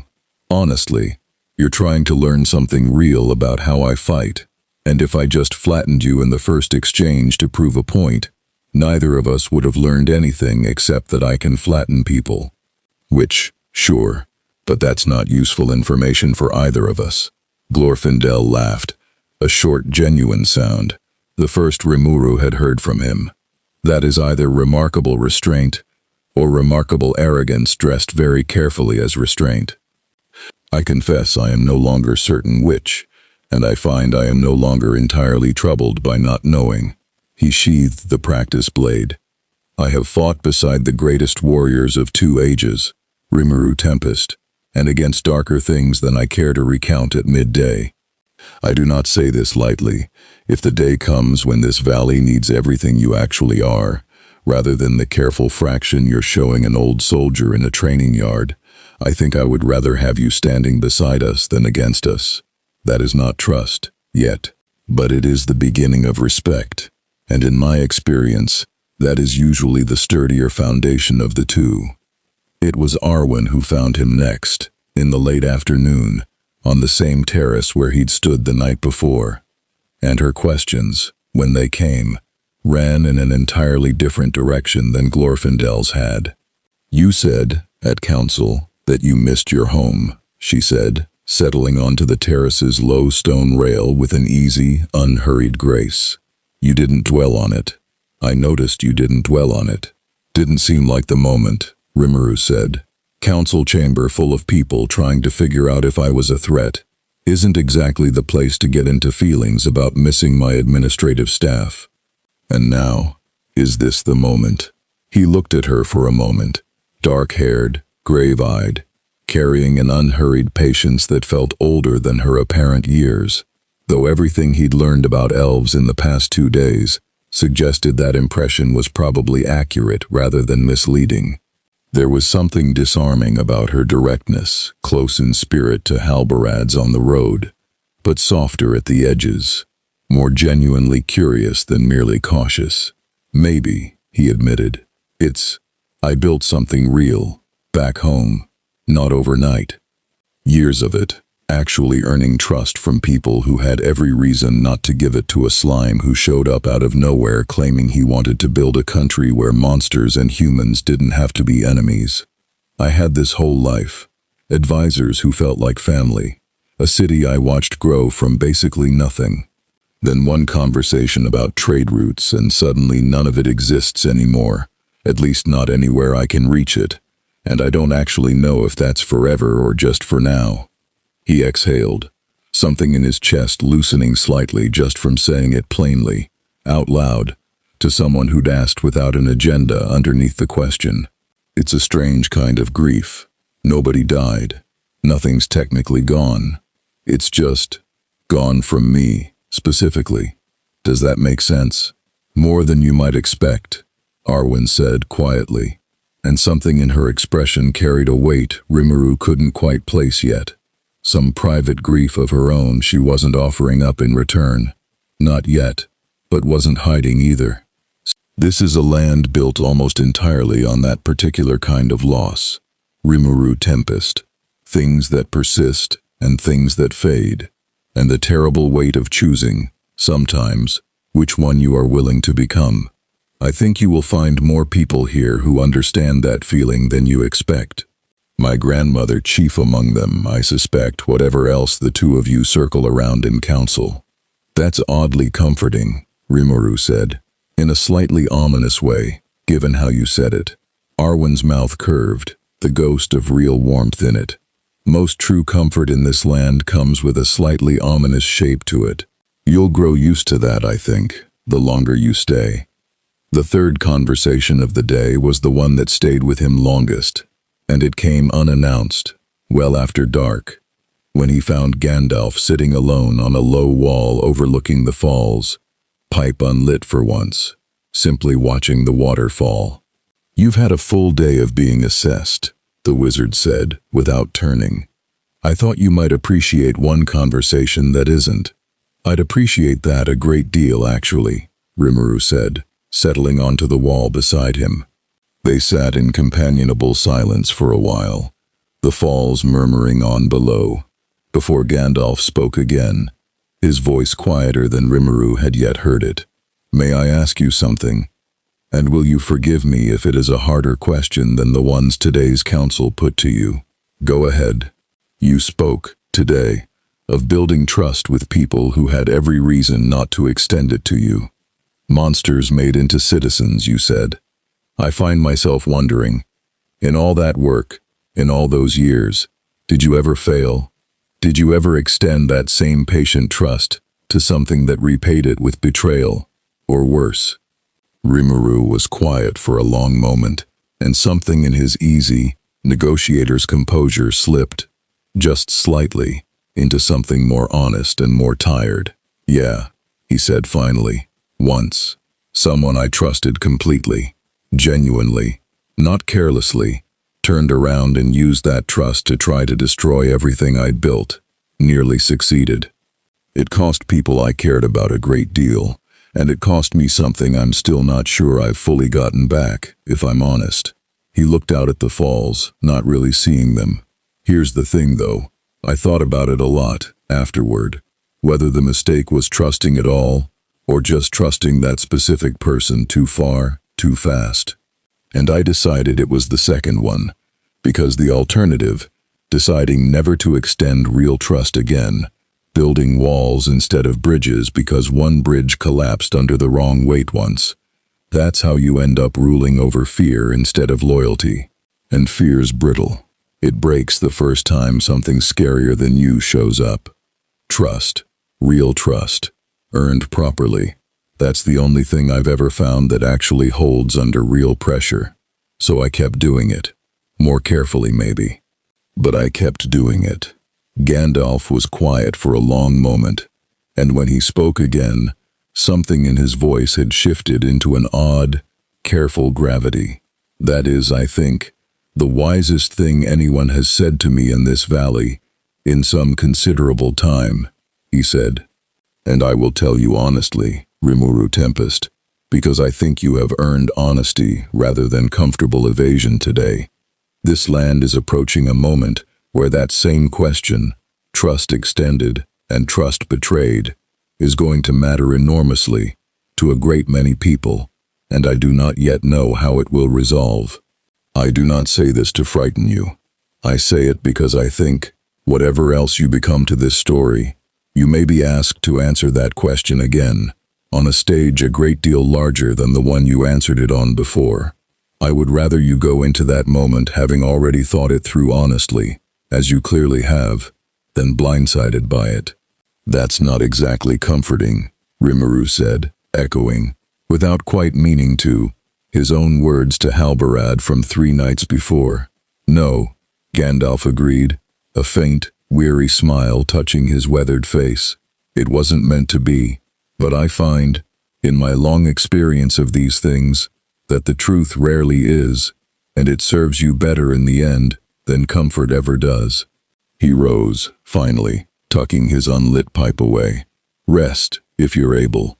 Tomorrow, I suspect, will bring its own questions, and I have a feeling this valley is not going to remain the quietest stop on your road for very much longer." He was gone before Rimuru could ask what he meant by that, leaving him alone again with the falls and the dark and the slow, gathering sense, one he was beginning to trust the way he trusted Raphael's threat assessments, that whatever peace Rivendell currently offered him, it was going to be brief, and that something considerably larger than a single Nazgul on a moor road was already, patiently, turning its full attention toward the valley and the stranger it had chosen, however cautiously, to shelter.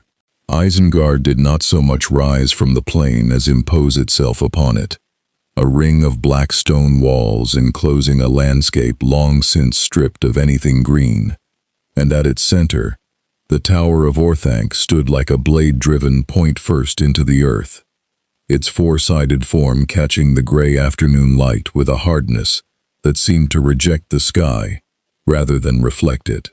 Saruman the White stood at the highest window of his study, hands folded behind his back, watching smoke rise from the pits below where his Uruk-hai were forged in numbers that no natural breeding could ever have produced.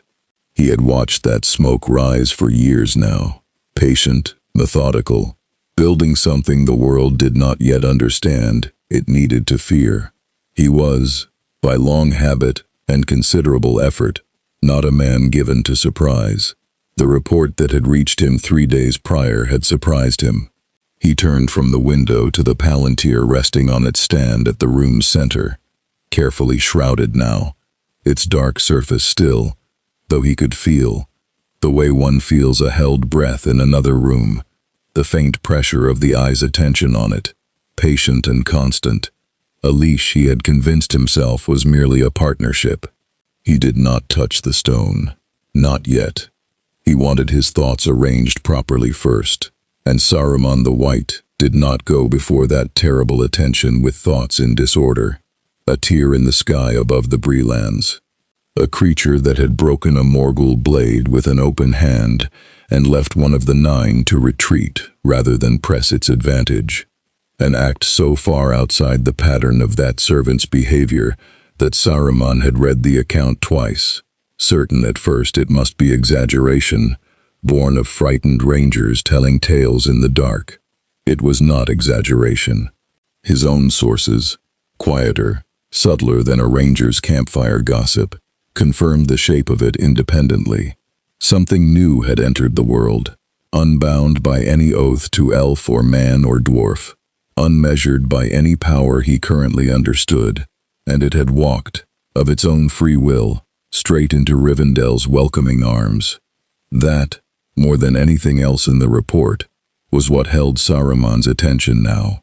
He had spent decades cultivating the image of counsel and restraint before the White Council, playing the long, patient game of a wizard who merely watched and advised while quietly, beneath that careful surface, building toward a power of his own that answered to no one.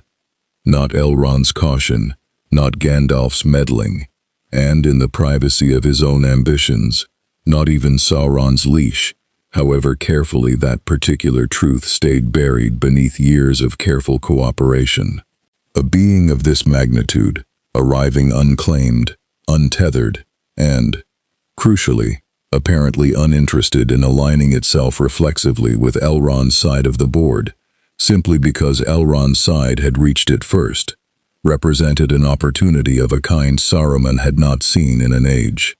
If Sauron claimed it, the war tilted decisively and swiftly toward a conclusion Saruman had no intention of surviving as anything but a servant. If Rivendell kept it, bound it to their cause through the same patient, principled diplomacy that had cost the elves and their allies so dearly, so slowly, across every previous stand against the dark, well, that too was a version of the future, in which Saruman's own ambitions found considerably less room to grow. But if the creature could be courted, shown, carefully, that its stated philosophy of coexistence and mutual benefit found a more genuinely flexible partner in Isengard's practical ambition than in Rivendell's rigid oath-bound morality, or Mordor's naked domination, then perhaps there existed a third path here. One where Saruman the White stood not beneath either great power, but beside something new enough and strong enough to make him something more than merely the White Council's most patient counselor. He moved to his writing desk, drew a fresh sheet of vellum, and began to compose a letter with the same careful precision he brought to everything. Words chosen not for their truth, precisely, but for their persuasive shape, each sentence a small, deliberate lever. To the stranger who has come among us, he paused, considered, struck the line, began again. To Rimuru Tempest, sometime ruler of a nation the world has never heard of, and now guest, by circumstance rather than choice, of a house whose caution, I suspect you have already begun to find wearying. Better, he continued, weaving together an argument he had used, in various forms, on a great many minds over a great many years. The flattery of being seen clearly, rather than merely feared or courted. The suggestion, delicately implied rather than stated outright, that Elrond's hospitality carried the shape of a very old, very patient kind of leash, however kindly meant.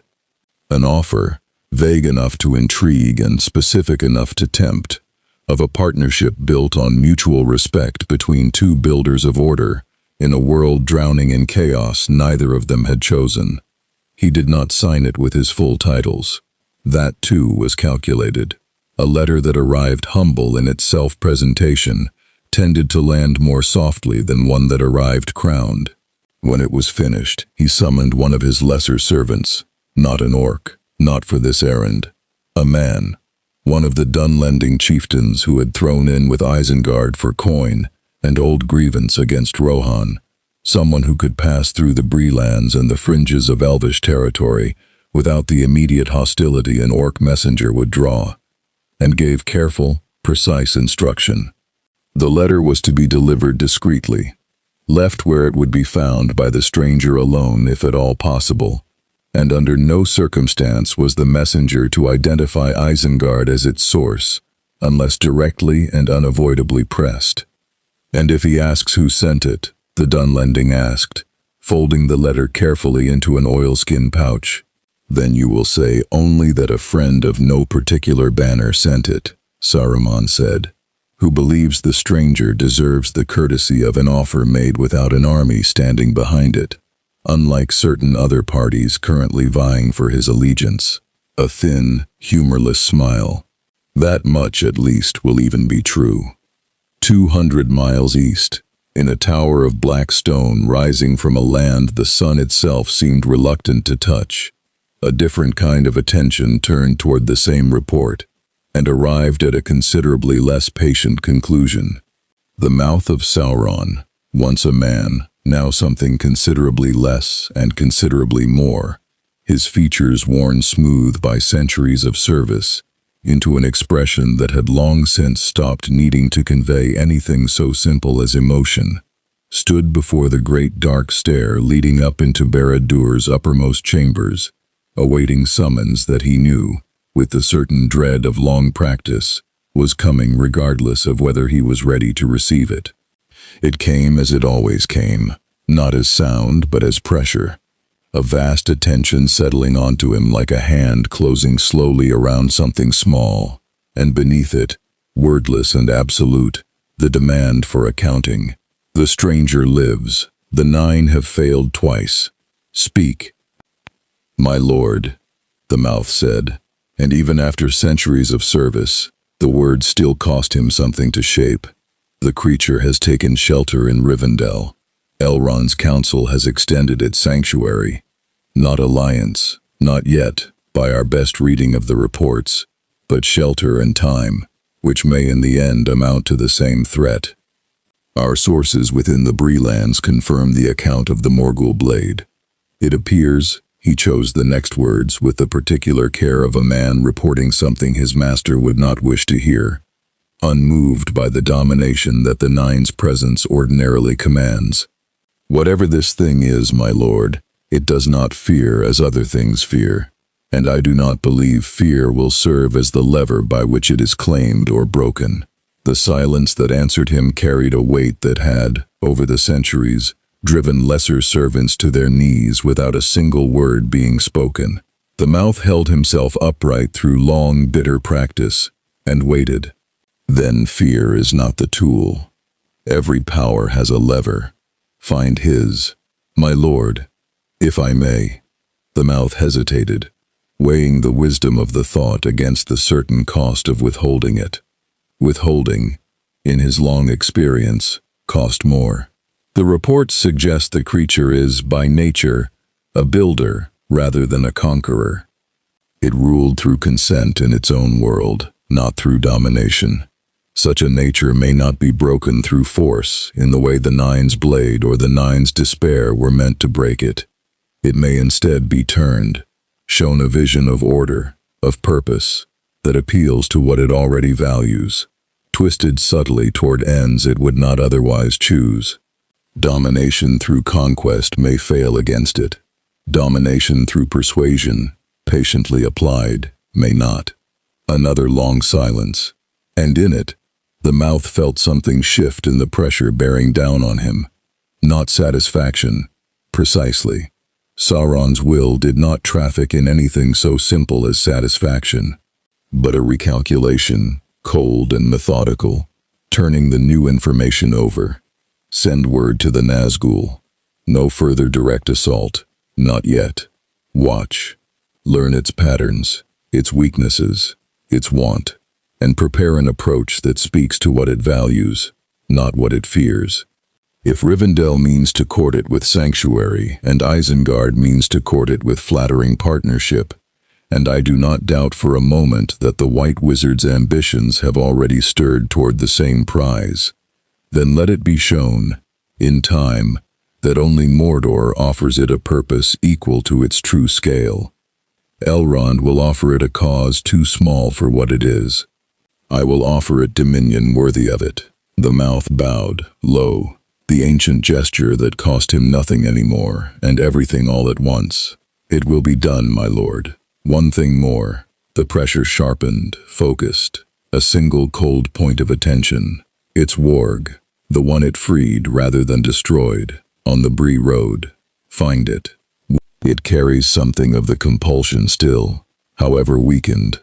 A thread, however thin, back to the stranger's own nature, laid bare in the moment he chose mercy over conquest.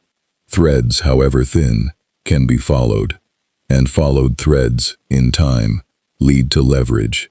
The mouth felt something that might, in a lesser servant, have registered as a chill. As you command, my lord. The pressure withdrew, slow and absolute, leaving him alone on the great dark stair, with the wind moving cold and sulphurous through Barad-dûr's uppermost reaches, and the certain, familiar knowledge that whatever patient game had just been set in motion, its cost would be measured, eventually, in a great many lives that had never asked to be part of it. Far to the west, unaware of either letter now moving toward him or the cold, patient calculation now turning against him in a tower he had never seen, Rimuru Tempest woke, or rather, having no strict need for sleep, simply ceased his long night's stillness, to a morning in Rivendell that felt, for the first time since his arrival, almost peaceful. Halbarad had ridden out at dawn, back toward the Bree-lands and his ordinary patrols, with a brief, genuinely warm farewell that had surprised Rimuru with how much it meant to him. Glorfindel had left an open invitation to spar again, whenever Rimuru wished it. Arwen's quiet company remained, unhurried and undemanding, somewhere in the valley's daily rhythm. Even Galadriel, before departing back toward Lothlorien the previous evening, had paused to offer him a final, searching look and a single, unhurried observation. "The mirror still shows me water, where you should be, Rimuru Tempest. I do not think that will change until you decide, for yourself, what you actually are in this story. I look forward to seeing what you choose." It should have felt, in that quiet morning light, like the beginning of something stable. Instead, walking the terrace alone before breakfast, Rimuru found, tucked with obvious deliberate care into the crook of a low stone bench where no ordinary traveler could plausibly have left it by accident, a single sealed letter, bearing no housemark, no signature, and no explanation whatsoever for how it had gotten past Rivendell's wards to reach him at all. He picked it up, turned it over once in his hands, and felt Raphael's analysis arrive with an edge of caution he'd learned to take seriously. Ink composition non-native to region. Handwriting analysis suggests considerable age and education behind the hand. Recommend caution regarding contents. Sender identity currently unknown. Delivery method bypassed at least 3 layers of Rivendell's boundary wards, which itself constitutes a significant demonstration of capability. "Well," Rimuru murmured, breaking the seal. "Guess the honeymoon's over." The letter was shorter than its careful, deliberate delivery had led Rimuru to expect. A handful of paragraphs in a precise, elegant hand, ink slightly silvered where it caught the morning light. To Rimuru Tempest, sometime ruler of a nation the world has never heard of, and now guest, by circumstance rather than choice, of a house whose caution I suspect you have already begun to find wearying. Forgive the informality of this approach. I am aware that a letter arriving without seal or signature invites suspicion, and I do not ask you to set that suspicion aside, only to weigh it fairly against what I actually offer, which is considerably less than an army, and considerably more than an empty flattery.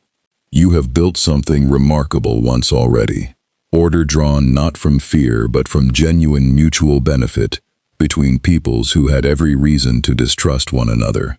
I do not doubt that Elrond's house has extended you a genuine welcome.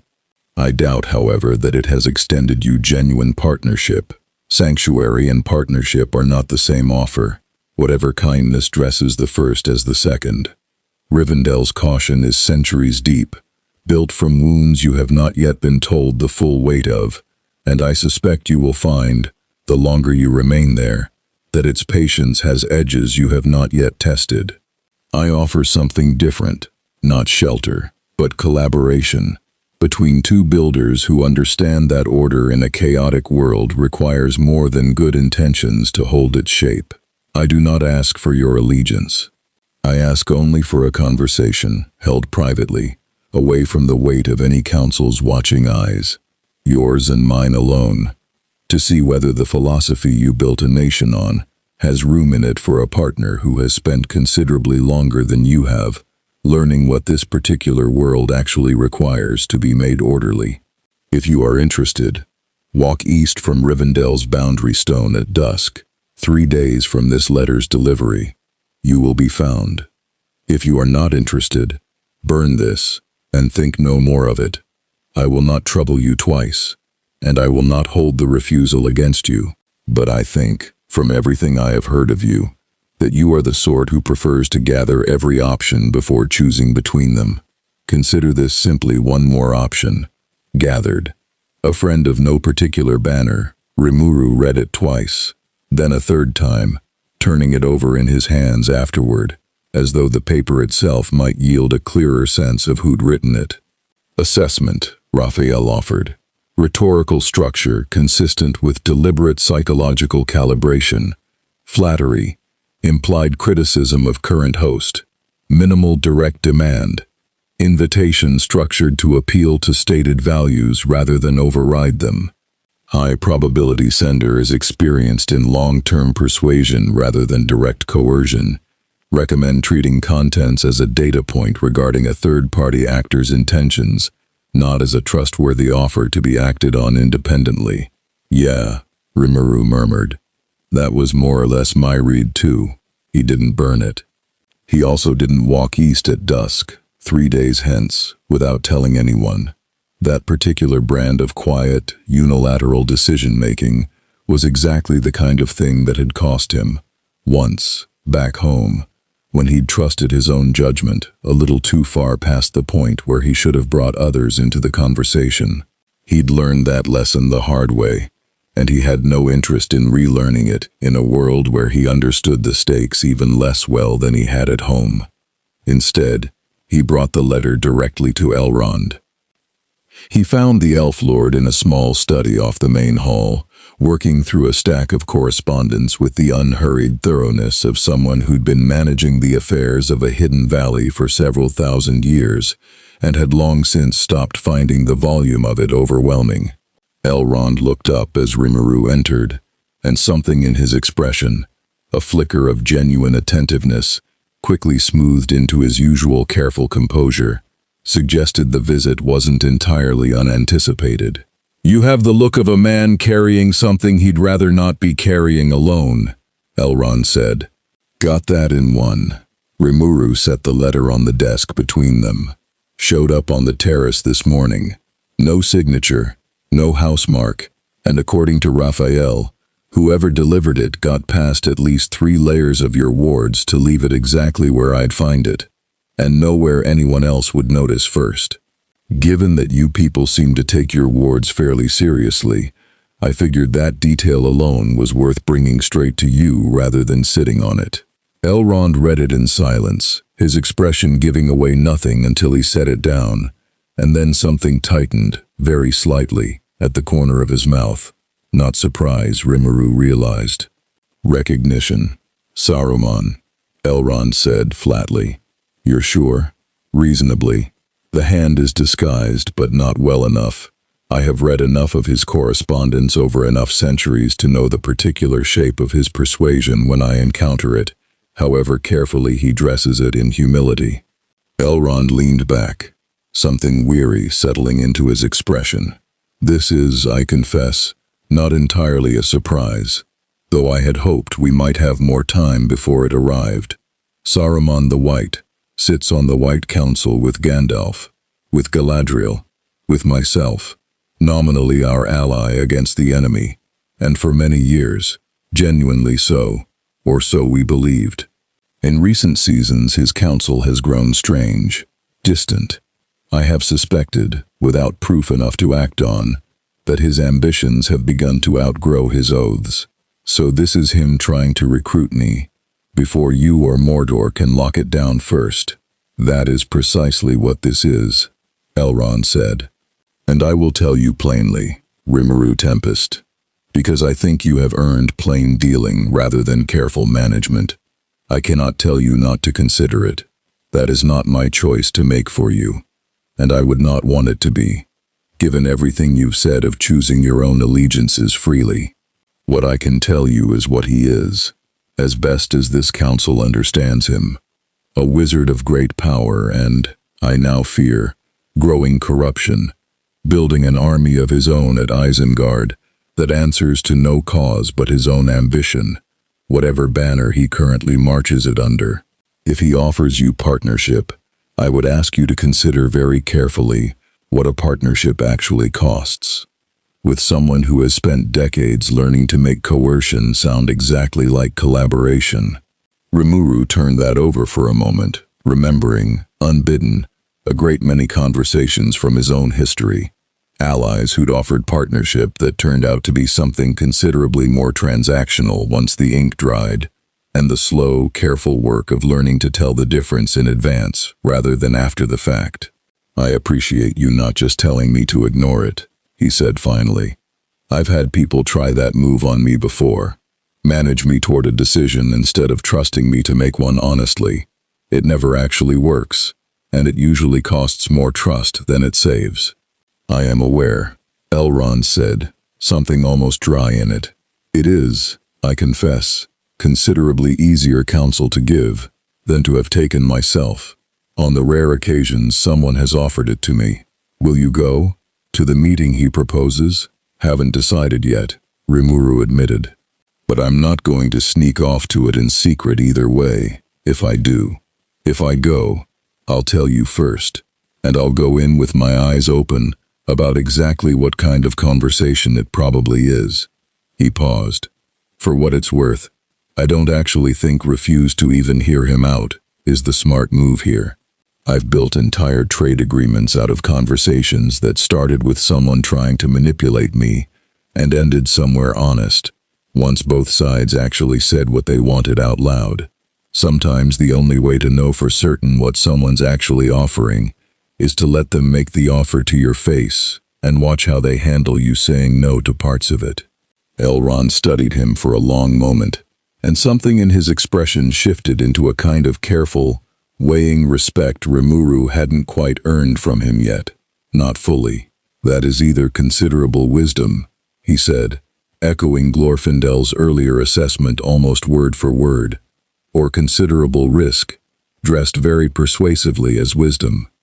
I confess I am beginning to suspect that ambiguity is simply a permanent feature of dealing with you, Rimuru Tempest, and I am not certain yet whether that troubles me or reassures me." "Story of my life," Rimuru said, with a faint, tired smile. "For what it's worth, it's usually meant reassurance in the long run. Just takes a while to prove out."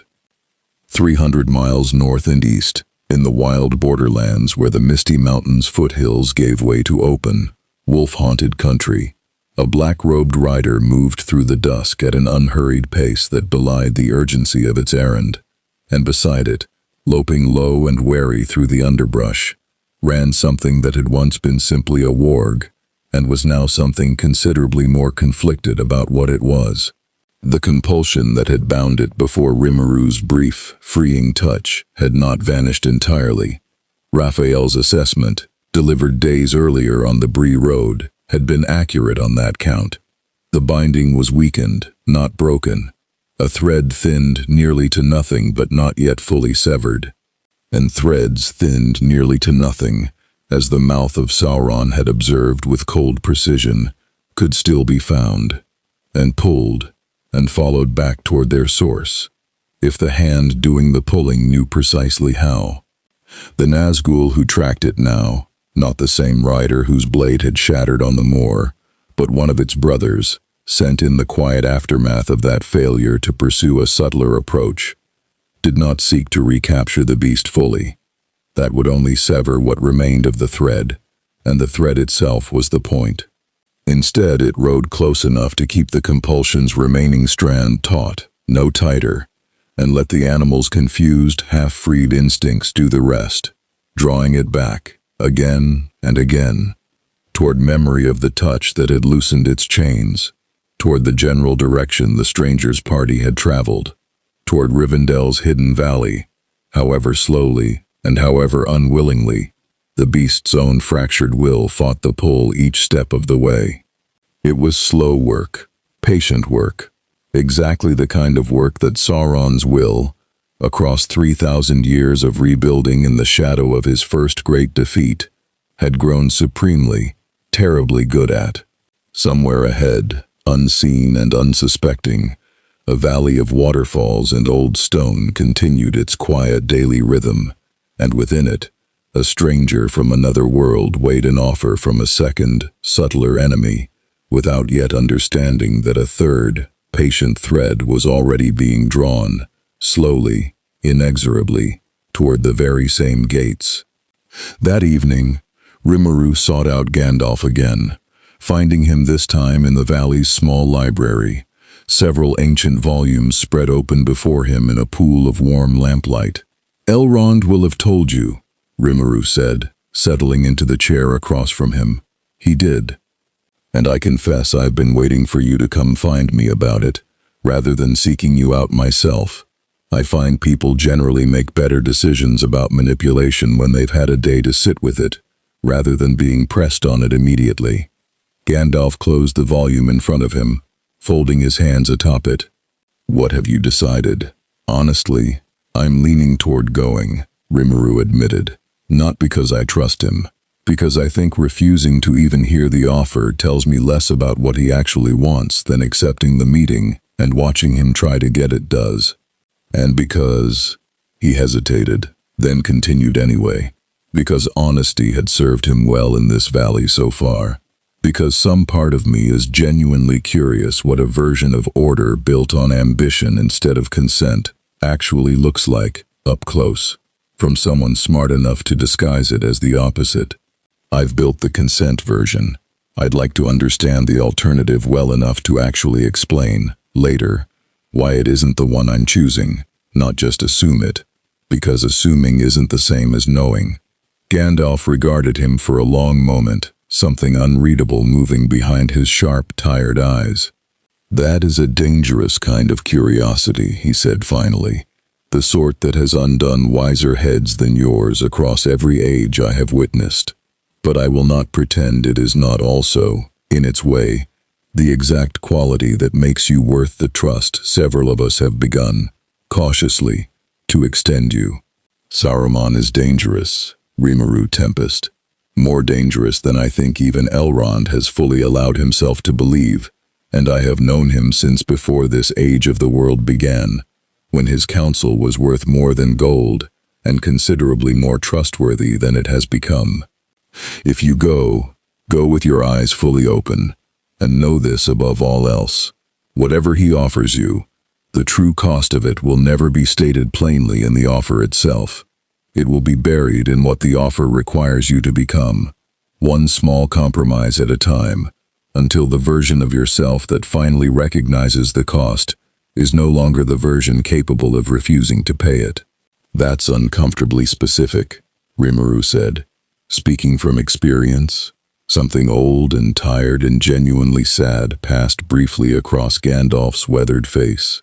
"Speaking," he said quietly, "from having watched it happen to a friend, slowly, across more years than I care to count, before I finally let myself see it clearly enough to name it. Go if you must, Rimuru Tempest. I will not stop you, and I do not think Elrond will either. You have made plain enough that you would not thank us for trying, but go carefully, and go knowing that at least two of us in this valley will be waiting, without judgment, whatever you decide when you return." Outside, the falls murmured on into the deepening dark, and Rimuru sat a while longer in the lamplit quiet of the library, turning the coming choice over with the same careful weight he'd once given 100 trade negotiations back home. Except that this time, for the first time since the tier had opened above the moor, the negotiation wasn't over territory or resources or alliance. It was over exactly what kind of thing he was going to let this world believe he was, before the world itself had finished deciding what it wanted to make of him. The boundary stone stood alone at the valley's eastern edge, weathered gray granite half swallowed by moss, marking the point where Rivendell's old wards thinned into ordinary wilderness. Rimuru reached it as the sun dropped behind the western ridgeline, painting the sky in long streaks of orange and violet, and stood there a moment, feeling the subtle change in the air as he crossed from warded ground into open country. Not a barrier exactly, more like stepping from a quiet room into a slightly louder one. He'd told Elrond precisely where he was going, and when he expected to return, over the older elf lord's carefully restrained objection. He'd told Gandalf too, who'd said nothing further beyond a single, weighted, "Be careful," and a look that carried considerably more worry than the words alone conveyed. He hadn't told Glorfindel, mostly because he suspected the elf lord would have insisted on accompanying him in secret, and the entire point of going alone was to let Saruman show his true hand without an audience to perform caution in front of.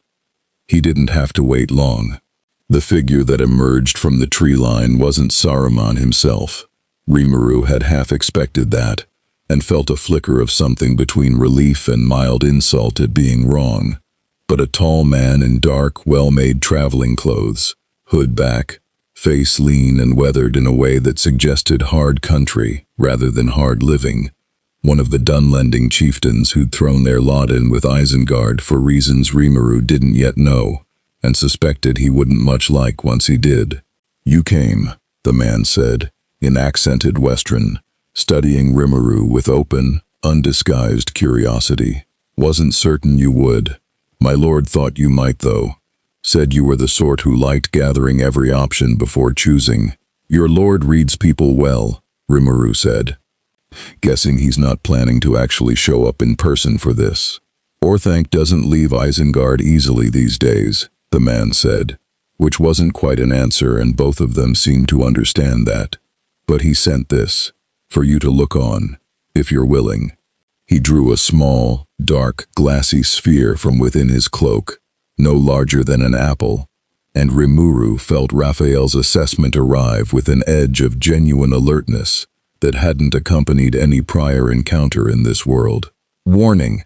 Object registers extremely high concentration of ambient power, structured and directional rather than passive. Analog function. Long-range communication and observation, based on structural resonance.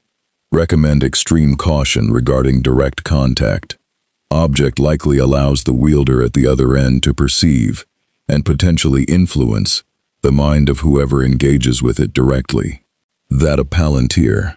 Rimuru asked, keeping his hands loosely at his sides, well clear of the sphere. "Heard the word mentioned once or twice since I got here.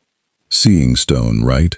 Something flickered across the Dunlending's face, mild surprise that the stranger knew the term at all. "Aye. My lord thought you might prefer to speak with him directly, rather than take a letter's word for his intentions second-hand." "I appreciate the offer," Rimuru said, and meant it, in the narrow sense that he genuinely did appreciate being given the choice, rather than having it forced on him. "I'm going to pass, though. No offense meant to your lord, but I've had exactly one experience so far with something in this world trying to get inside my head, and it went about as well for that thing as you'd expect. I'd rather not test whether a friendlier delivery gets a different result, on the off chance it's not actually as friendly as it's dressed up to be." The Dunlending studied him for a moment, then, unexpectedly, gave a short, respectful nod, and tucked the sphere back away. "He said you might say something like that too. Told me, if you did, to simply speak the offer plainly instead. Man to..." A brief pause, a small wry adjustment. "Whatever you are, to man. No stone required." "Now that," Rimuru said, "I can work with. Go ahead." The Dunlending settled onto a fallen log at the tree line's edge, and Rimuru remained standing, unhurried, and listened to an offer that unfolded almost exactly as Gandalf had warned him it would, reasonable on its surface, generous in its framing, each piece individually difficult to object to. Isengard, the man explained, sought not domination, but order. A Middle-earth reorganized under strength wise enough to actually wield it well, rather than left to crumble slowly under Sauron's brute ambition, or Rivendell's exhausted, dwindling caution. Saruman offered Rimuru a genuine partnership, resources, an army already assembling, a role not as subordinate, but as equal architect of whatever came next, built on the same principle of consent and mutual benefit Rimuru claimed to value. Except applied, this time, at a scale large enough to actually reshape a broken world rather than merely survive within it. He's not asking you to bow to anyone, the Dunlending finished. He's asking you to build something, same as you built before, just bigger, with someone who actually understands this world's particular shape of chaos well enough to build wisely within it, instead of guessing your way through it the way Rivendell's caution seems content to keep doing, one careful century at a time. Rimuru let the silence stretch a moment before he answered, turning the offer over with the same deliberate care he'd have given any proposal back home, separating what was actually being offered from the persuasive shape it had been wrapped in. "Here's the thing," he said finally. "Everything you just described sounds good. Genuinely. If I didn't know anything else about the man making the offer, I'd probably want to hear more.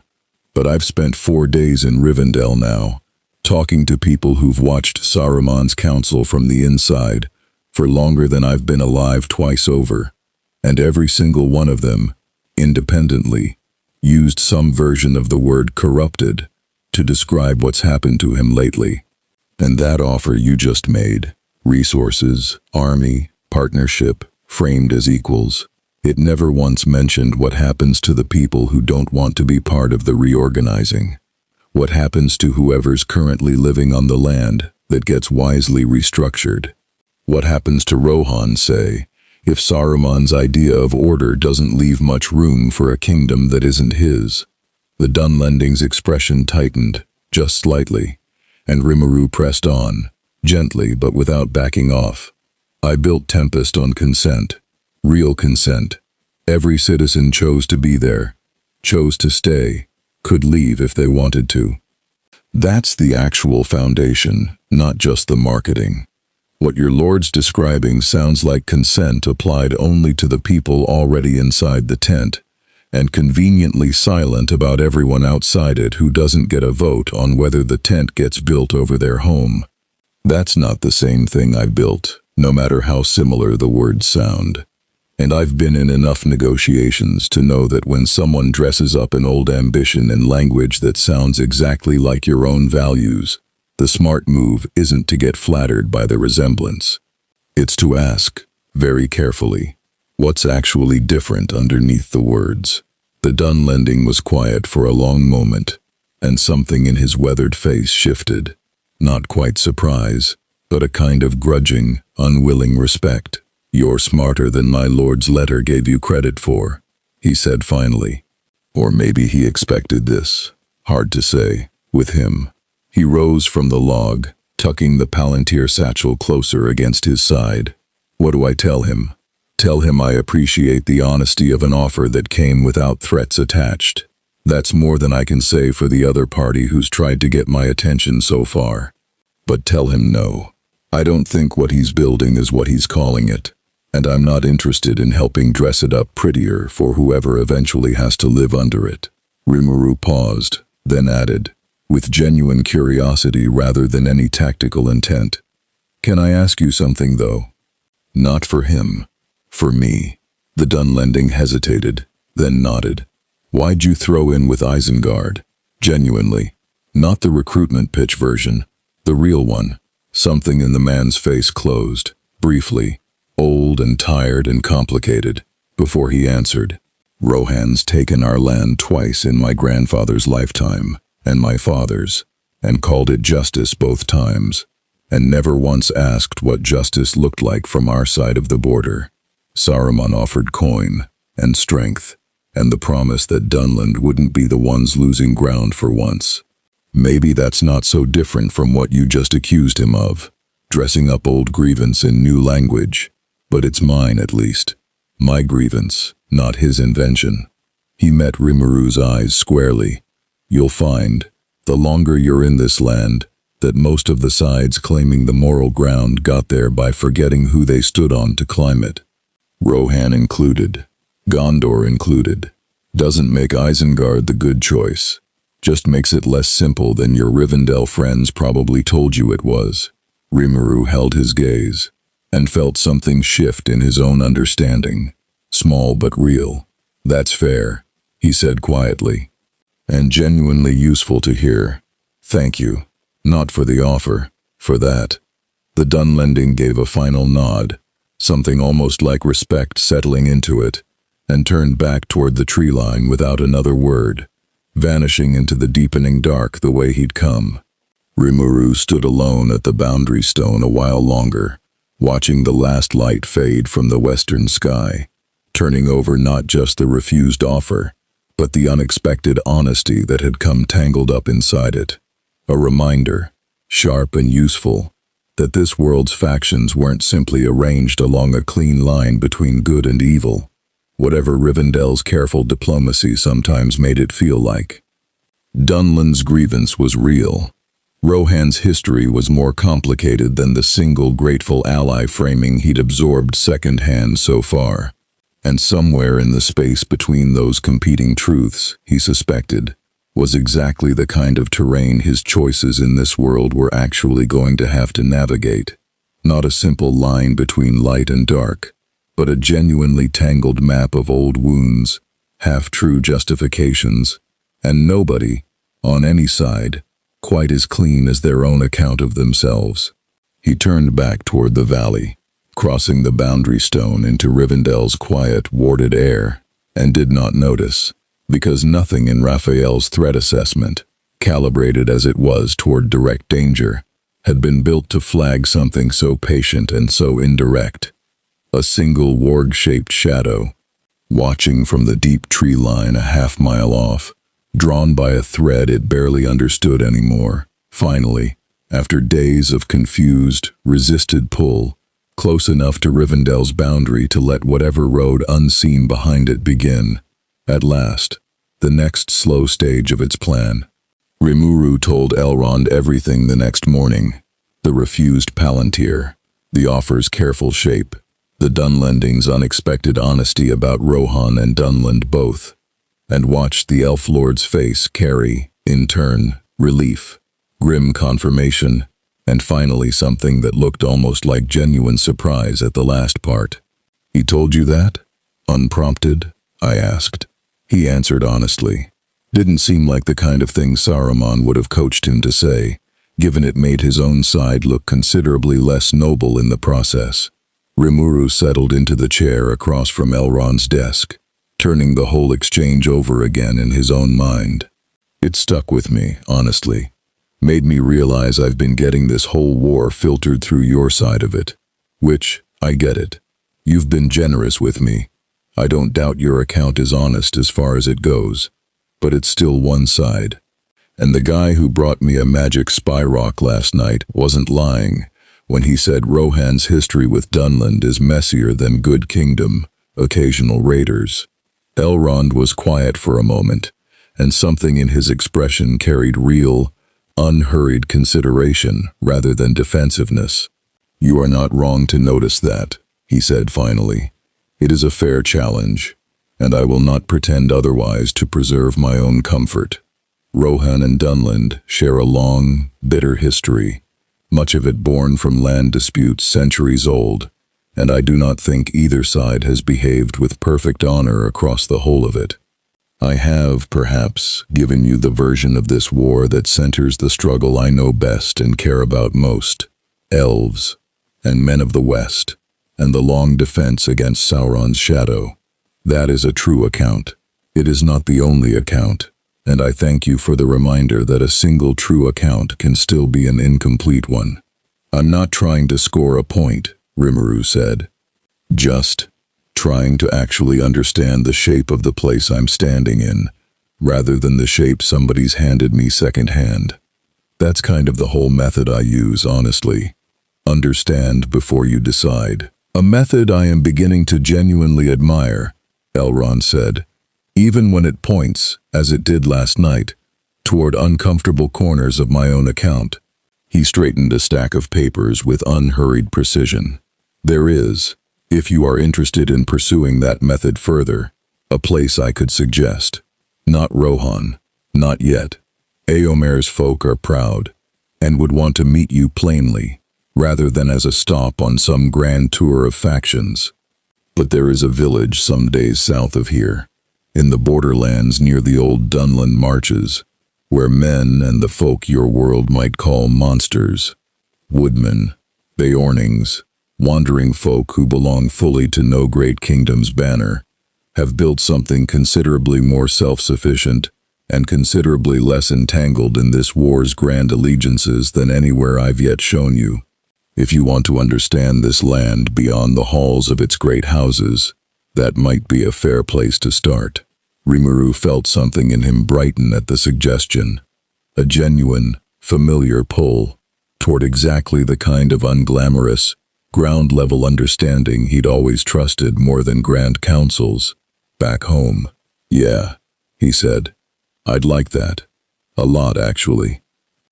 He left 3 days later, with Elrond's blessing and a rough map, declining the offer of an armed escort in favor of traveling light and unremarkable, a decision that drew a raised eyebrow from Glorfindel and a resigned, knowing nod from Gandalf, who seemed, by now, entirely unsurprised by Rimuru's preference for doing things the harder, more honest way. The village, when he reached it after 4 days' unhurried travel through increasingly wild, hilly country, was smaller than he'd expected. A scatter of low timber halls and turf-roofed houses clustered along a fast-running stream, ringed by a simple palisade that looked built more for keeping wolves out than for withstanding any real siege. Smoke rose from a dozen chimneys. Chickens scattered from his path as he approached the open gate, and a handful of children stopped their game to stare at him with open, unguarded curiosity that felt, after days of careful adult calculation in Rivendell, genuinely refreshing. The village's headman met him at the gate, a broad, weathered man named Weedfara, gray-bearded, missing 2 fingers on his left hand from some old injury he didn't explain and Rimuru didn't ask about, who studied the stranger with the particular unhurried directness of someone who'd survived a great many uncertain encounters by never rushing his first judgment of one. Elrond's letter said you'd come, Weedfara said, in blunt, plain Western. Said you were something new under the sky, and that you wanted to understand how folk live out here, who don't answer to any great banner. Didn't say much beyond that. Elves rarely do. That's about the shape of it, Rimuru agreed. I've spent the last week and a half talking to elf lords and wizards and one very honest Dunlending. Figured it was time to talk to some actual people living actual lives, if you'll have me. Something in Weedfara's weathered face eased, fractionally. The specific, wry humor of a man who'd clearly had his own complicated history with elves and wizards and grand councils, and appreciated the stranger's evident awareness of the gap between those halls and this village. Come in, then. We've little enough to offer that would impress a man who broke a Nazgul's blade. Word travels, even out here. But what we have, you're welcome to. He stayed 9 days. It was, in its own quiet way, the most genuinely restorative stretch of time he'd had since the tier opened above the moor. There was no council posturing here, no careful diplomatic calibration, no letters arriving mysteriously from ambitious wizards. Just the plain, unglamorous rhythm of a small community, working to keep itself fed and safe through another season. And Rimuru found himself falling, almost without noticing, into the same instinctive helpfulness that had built Tempest in the first place, mending a collapsed section of the palisade with an efficiency that left the village's carpenter genuinely speechless. Sitting with an old woman named Eajith, who ran the village's modest brewing operation, and who talked, unprompted and at considerable length, about the particular history of this borderland. Generations of men who'd never quite belonged fully to Rohan's banner, nor fully to the old free tribes further south, caught, as she put it, between 2 stories that both wanted us to pick a side we never fully trusted either of. You ever think about picking one? Rimuru asked her, one evening, sharing a cup of her surprisingly good mead by the communal fire. Every generation asks itself that, Eajith said, with the dry, weathered humor of someone who'd clearly had the conversation many times before. Rohan offers protection, when it remembers we exist. The old free folk offer belonging, when they're not busy fighting each other over grazing rights. We've mostly decided the safest banner's the one we make ourselves, small as it is. Doesn't mean we don't get caught in the middle when the big folks' wars come through anyway. Just means we don't pretend picking a bigger banner would actually protect us any better than it protects anyone else caught in the middle of these things. It was, Rimuru thought, turning the words over long after the fire had burned low, one of the most honest accounts he'd yet heard of what it actually meant to live in the shadow of a war between great powers. Not glory, not clean allegiance, just the patient, practical work of trying to build something small and stable enough to survive between forces too large to reason with directly.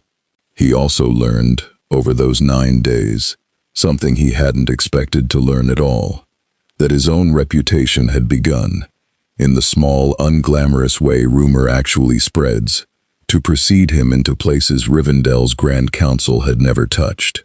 A traveling peddler passing through midway through his stay mentioned, with the casual authority of second-hand gossip, that word of the stranger who broke a Black Rider's sword had reached as far as the Golden Hall of Rohan itself, carried by riders who'd heard it third hand from Bree traders. And that opinion, even at that distance, was already dividing along predictable lines. Some calling it proof of a new power worth courting, others calling it exactly the kind of unexplained wonder that tended to precede disaster in old Rohirric telling. They'll send someone eventually, Wydfera said, unsurprised, when Rimuru mentioned it.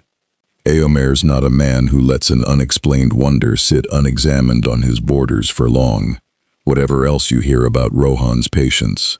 Wouldn't be shocked if you had a rider from the mark at your door before the season turns. He was right, though it took slightly longer than either of them expected. It was on the 9th evening, as Rimuru sat with Eodgith by the fire once more, that a lone rider came in hard and fast through the village gate. Not Rohirric colors, not immediately recognizable at all, and it was only as the rider dismounted, breathing hard, road-worn and urgent, that Rimuru recognized him. Fardigol, the young ranger who'd ridden ahead to Rivendell that first night on the Bree road, now considerably further from his usual patrol territory than seemed likely to be coincidence. "Found you faster than I expected," Fardigol said, catching his breath, genuine relief mixing with urgency in his weathered young face. "Lord Elrond sent me the moment word reached Rivendell. There's been an attack. Rohan's borders, 3 days east of here. A raiding party, larger and stranger than anything the riders have faced in years, struck a village not unlike this one, and burned it to the ground before Rohan's patrols could even reach it in force." He hesitated, and something in his expression made clear the worst of the news hadn't come yet. "The survivors say the raiders were led by something not entirely human, my lord. Something that moved wrong and didn't bleed when it should have. Eomer's already ridden out with what men he could gather. Lord Elrond thought, given everything that's happened since you arrived, that you should know immediately, and that Rohan might need whatever help this land is currently willing to offer, whoever ends up offering it first." Rimuru felt the quiet, restorative peace of the last 9 days settle, cold and sudden, into something considerably more urgent, and understood, with the particular clarity that came at the start of every crisis he'd ever navigated back home, that whatever careful, patient period of gathering information and weighing offers he'd been allowed since his arrival was, as of this exact moment, over. "Something not entirely human," he repeated slowly. "Any more detail than that? Only that it fought like nothing the riders had faced before," Fardigol said, "and that it left no bodies behind when it withdrew. Its own dead, I mean. Vanished, the survivors said, like smoke." Raphael's assessment arrived a half-second later, cold and precise, and Rimuru felt something in his chest go very still as he read it. Pattern analysis, Reported behavior consistent with either a powerful unknown entity or a controlled proxy force operating under compulsion binding, similar to the corrupted wargs encountered previously. Recommend immediate reassessment of threat priority. Possibility flagged. This action may be a deliberate provocation designed to draw your direct involvement into open conflict. Widfara, Rimuru said, already rising, already feeling the old, familiar shift into motion that had carried him through 100 crises back home. I need a fast horse, if you can spare one. And Fardigol, lead the way. I think it's time I actually met Rohan properly, and I don't think either of us wants to be slow about it. They rode hard through the night and the following day, Fardigol setting a pace that would have exhausted an ordinary horse and rider both, and Rimuru, needing neither food nor rest, matched him mile for mile, watching the borderlands' rolling hills give way, gradually, to the wider, wind-scoured plains of Rohan proper, golden grass rippling to every horizon under a sky that felt, somehow, larger and lonelier than anything he'd seen since arriving in this world. They found the burned village a half-day after Éomer's own scouts had already secured it, and Rimuru felt something in him go quiet and grim as they crested the final rise, and the wreckage came into view. A scatter of collapsed, blackened timber where houses had stood, the acrid smell of old smoke still hanging heavy in the air days after the fire had burned itself out, and scattered across the trampled earth around it, the unmistakable signs of a fight that had been short, brutal, and thoroughly one-sided. Éomer himself met them at the village's edge, younger than Rimuru had pictured from the second-hand descriptions that had reached him. Blonde hair, and a soldier's weathered bearing, eyes red-rimmed with exhaustion, and barely restrained fury. A company of perhaps 40 riders spread out around him in the grim, watchful posture of men who'd arrived too late and knew it. "You're the stranger from Rivendell," Éomer said, without preamble, his gaze doing the same rapid, assessing sweep Rimuru had grown accustomed to since his first night in this world. "The one who broke a Nazgul's blade. That's me, Rimuru Tempest." He didn't bother with the formal bow this time. Something in the raw, grieving anger radiating off the assembled riders told him ceremony would land badly here, and honesty would land better. "I'm sorry I wasn't here in time to help. I only heard a few hours before Fardigol found me." Éomer studied him a moment longer, something in his exhausted expression shifting. Not quite trust, but the specific, weary calculation of a man deciding whether a new variable was worth the energy of suspicion right now, in the middle of grief this immediate. "Word from Rivendell says you fight like nothing anyone's seen. If that's true, I'd rather have you looking at what did this with me, than standing at a distance being cautious about it. Come, I want your read on it, whatever your read is worth." He led Rimuru through the wreckage himself, past the rows of covered dead, more than 30, Rimuru counted grimly, farmers and herders and their children, cut down with a speed and coordination that spoke of something considerably more organized than an ordinary raiding party, and stopped finally at the edge of the village where the fighting had clearly been heaviest, a wide swath of trampled, blood-darkened earth littered with broken weapons and the churned marks of something considerably larger than horses. "My scouts say the attackers came from the northwest, moved fast, and struck before any warning could reach the next village over," Éomer said, crouching to examine a strange, dark-stained gouge in the earth that didn't match any weapon mark Rimuru recognized. "They didn't loot, didn't take captives, near as we can tell. Just killed everyone who couldn't flee fast enough, and burned what was left, and vanished north again before my riders could close the distance. That's not raiding, Rimuru Tempest. That's a message, or a test, or both, and I don't yet know who's sending it or why." Rimuru knelt beside the strange gouge mark, and let a careful thread of Beelzebub's analysis reach into the residual traces still clinging faintly to the disturbed earth. Old blood, both human and something else. something that hadn't smelled right even in death. Analysis complete, Raphael reported, and something in the clinical delivery carried an unusual weight. Residual trace signature matches corruption pattern observed in Warg encounter, Bree-lands Road, Day 1, considerably more concentrated and considerably more sophisticated in structure. Assessment. Attacking force was not ordinary orcs or raiders. High probability. Compulsion-bound creatures, deliberately engineered or heavily modified, deployed specifically to inflict maximum, memorable casualties before withdrawing intact. Secondary assessment. Attack timing and location. 3 days east of your prior position, immediately following your extended absence from Rivendell's direct oversight, is statistically inconsistent with coincidence. Rimuru went very still. It's not a random raid, he said slowly, standing back up. Whatever hit this village was made to hit it, engineered or twisted, the same way the wargs on the Bree Road were twisted, just more, better made. And the timing's wrong for coincidence.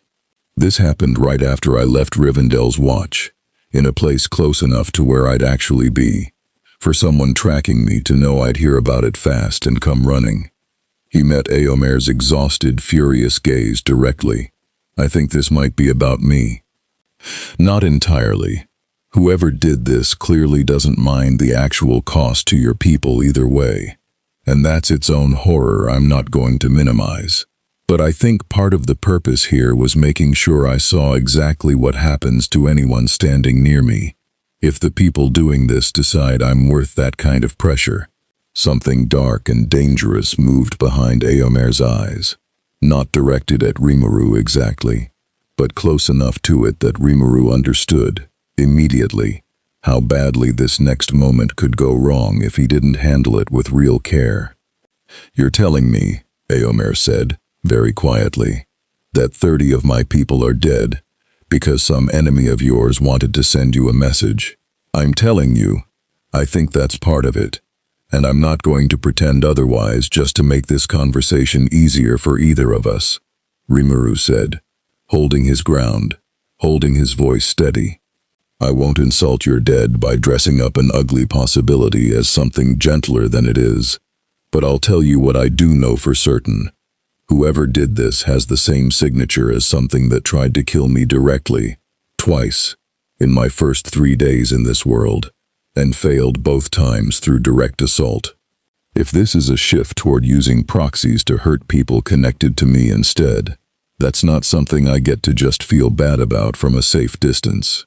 That's something I have to actually do something about, starting now, or I'm exactly as responsible for whatever comes next, as if I'd swung the blow myself." The riders around them had gone very quiet, listening, and Rimuru felt the full weight of the moment settle onto him. Not a council chamber's careful diplomacy this time, but raw, immediate grief, looking for somewhere honest to land, and the genuine, uncomfortable question of whether he was about to become that place. Eomer was silent for a long moment, jaw tight, and when he spoke again, something in his voice had shifted, still furious, still grieving, but directed now, focused. "What would you have me do with that information?" "Let me help track them," Rimuru said. "Not alone. Your riders know this land, know how to move through it fast, know what to watch for that I wouldn't catch on my own. But whatever's doing this, I think I can find it faster and end it more thoroughly than conventional force alone, if your scouts can get me close enough to whatever's coordinating it. And if I'm right that this is connected to me, then I owe your people considerably more than sympathy from a distance. I owe them an actual accounting." Eomer studied him a moment longer, weighing something Rimuru couldn't fully read, before he finally, slowly, nodded. "Rivendell's letter said you were something new under the sky," he said. "Didn't say whether that was a blessing or a curse, and I confess I still don't know which I'm looking at.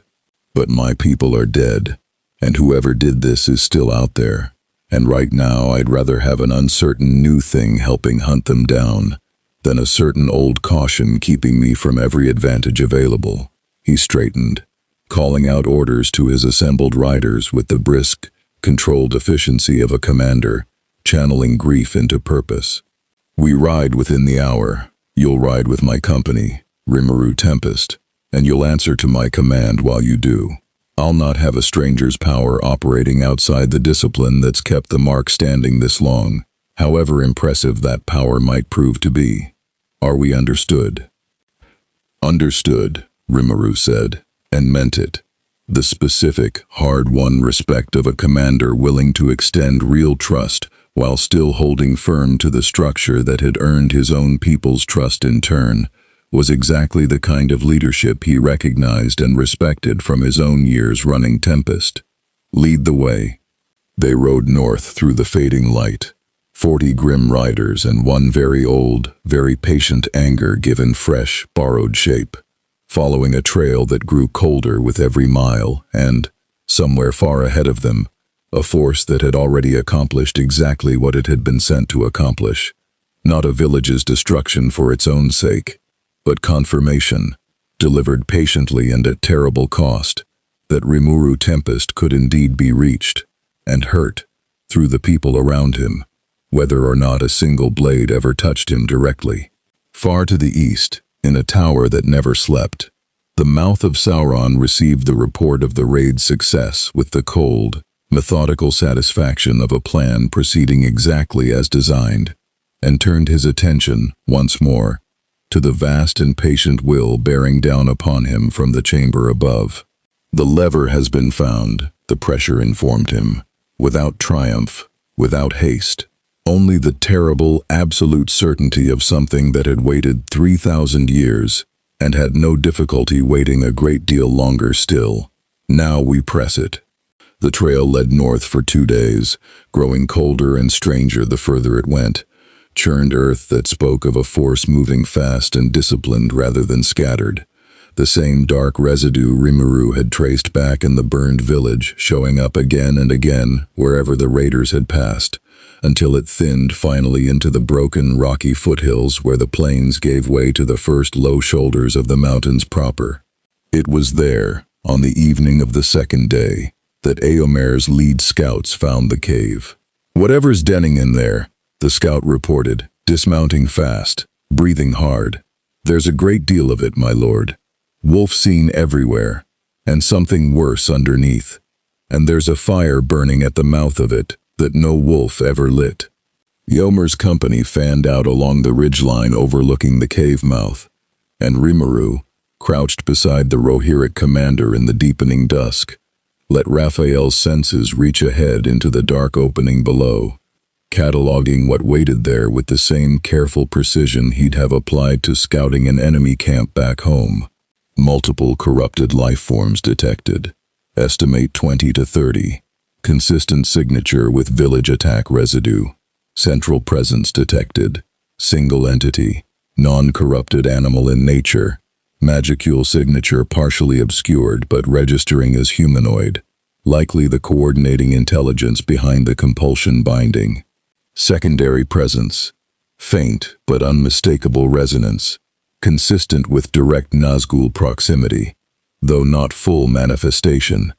Possible remote binding maintenance, rather than direct physical presence.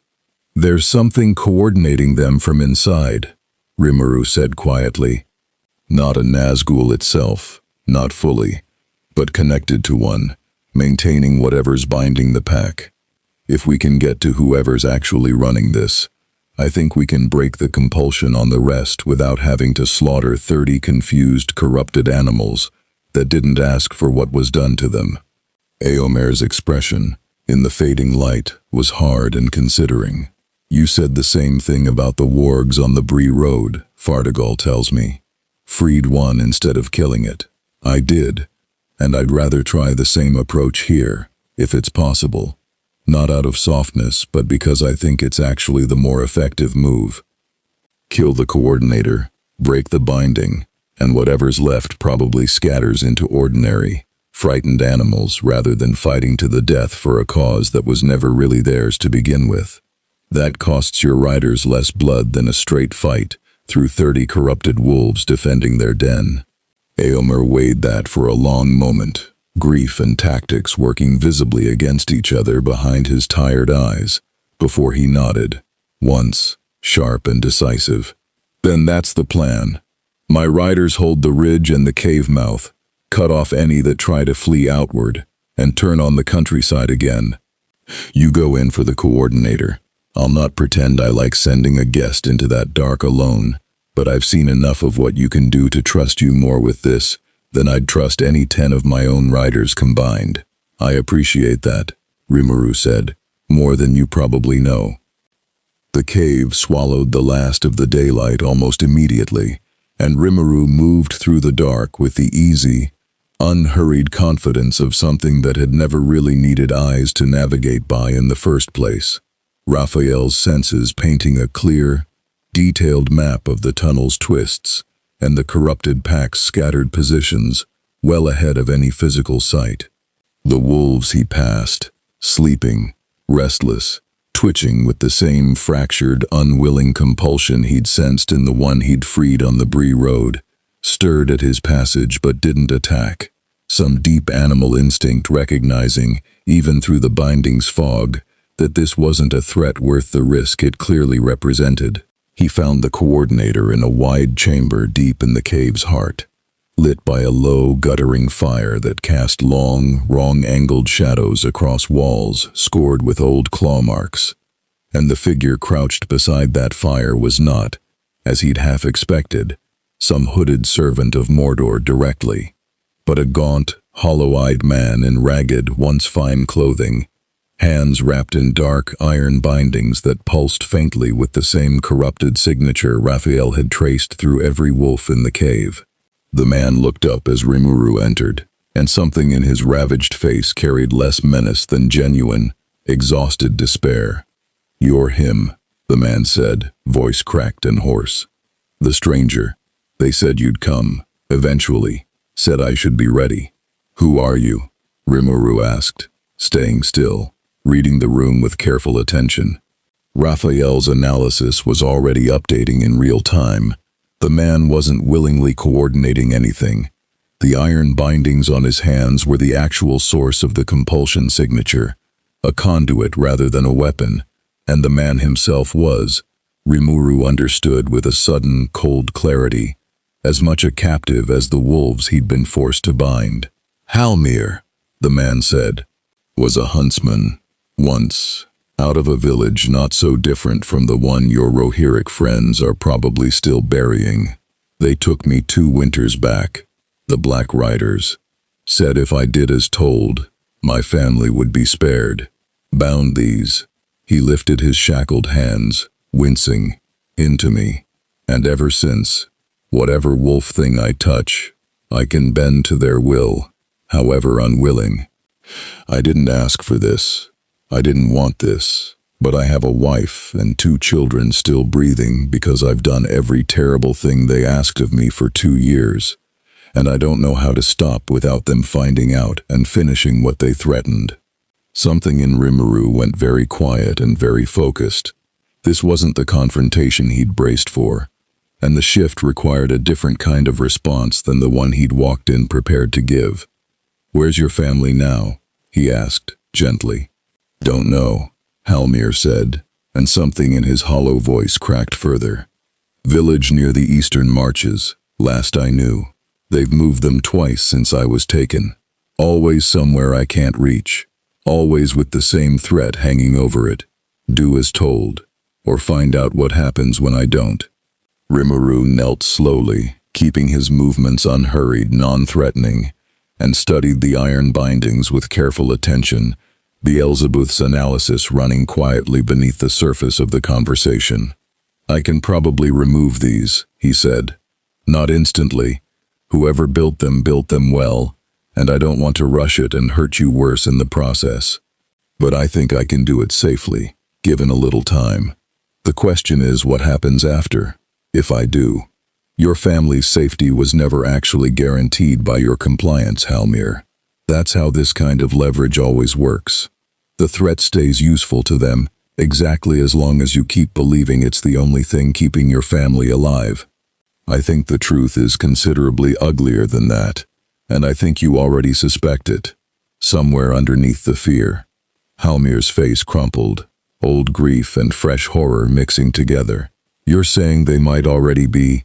I'm saying I don't know, and I won't pretend I do just to make this easier, Rimuru said, steady and honest. But I am saying that continuing to do exactly what they want, in the hope that compliance keeps buying their safety, isn't actually a strategy that protects anyone long-term. It's just a slower version of losing everything, with more suffering stretched out along the way. If you want, once these bindings are off, I'll help you look for them, properly, with people who actually know this land and its roads, and with abilities that are considerably better suited to finding people than a corrupted huntsman working alone under threat ever could be. The huntsman stared at him for a long, silent moment, something in his ravaged face working through disbelief, hope, and old, exhausted fear all at once. "Why would you do that?" he asked finally. "You don't know me, don't owe me anything." "Because you're exactly the kind of person I built my whole country around helping," Rimuru said simply.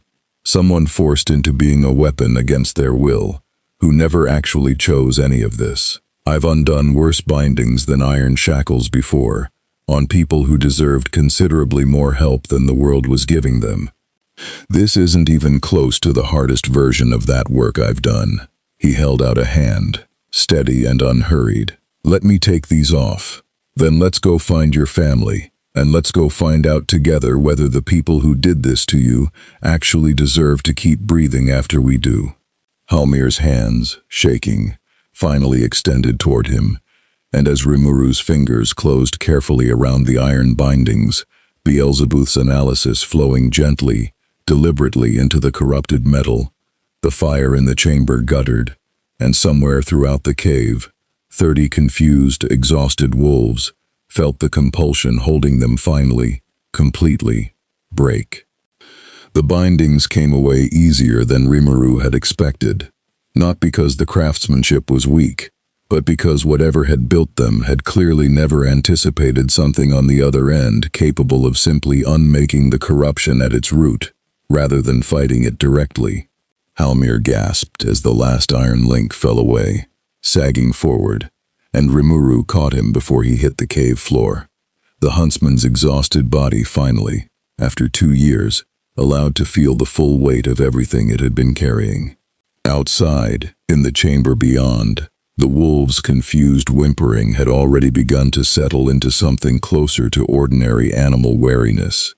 Eomer's riders, cautious and disciplined even in surprise, held their positions along the ridge and let the freed pack scatter into the surrounding hills, rather than pursuing, exactly as Rimuru had hoped they would.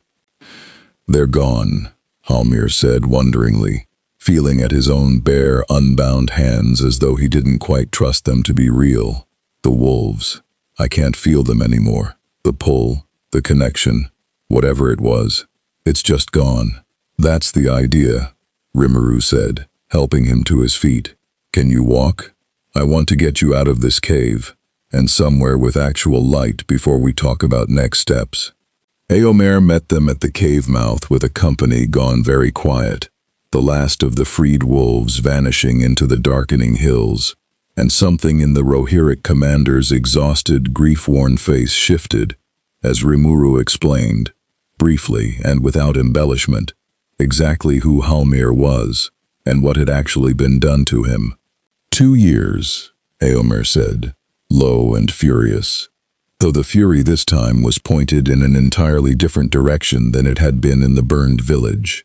2 years, and his family held hostage the whole while, and my people paying the cost of it in the meantime, and none of us the wiser.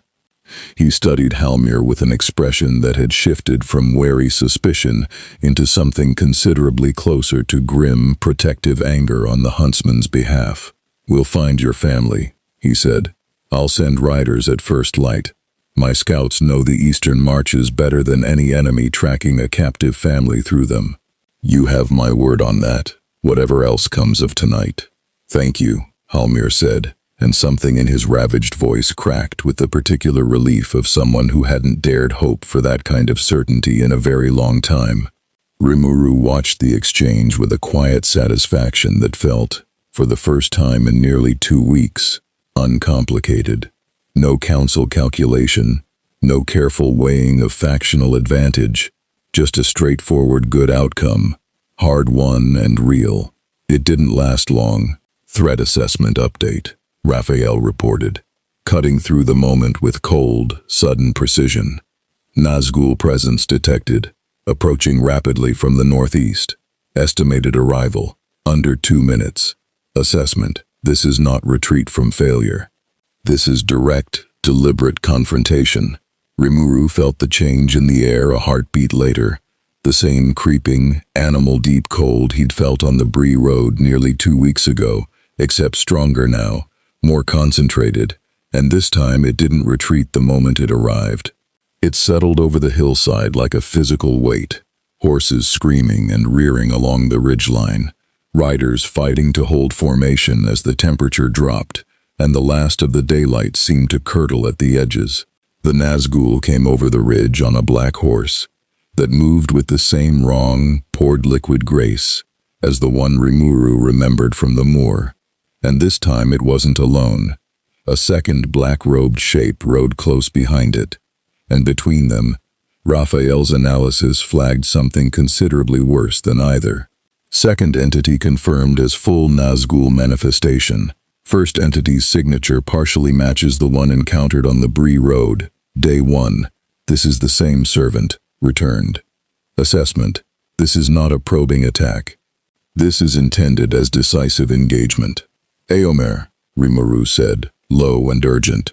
Get your riders back, now. This isn't like the wolves. This is the real thing, twice over, and I don't want your people caught in whatever's about to happen here. Eomer didn't argue. Whatever doubts he might still have carried about Rimuru's judgment had clearly burned away somewhere over the last 2 weeks of second-hand reports, and one very personal night of shared battle, and he barked orders that sent his company wheeling back down the ridge's far slope with disciplined speed. Halmir swept along with them despite his weak protest, leaving Rimuru alone on the hillside as the 2 riders closed the final distance. The lead Nazgul reined in perhaps 30 feet away, and this close, Rimuru could feel the sheer accumulated weight of it pressing against him. Not fear. Still, Beelzebub's resistance holding firm against whatever despair aura the thing radiated, but something adjacent to it, a kind of oppressive, ancient malice that made the air itself feel harder to move through. You broke my blade, the lead rider said, and the voice that emerged from beneath the hood carried none of the shrieking violence of their first encounter. Instead, something cold and patient, and almost horribly conversational. I have had 2 weeks to consider that failure.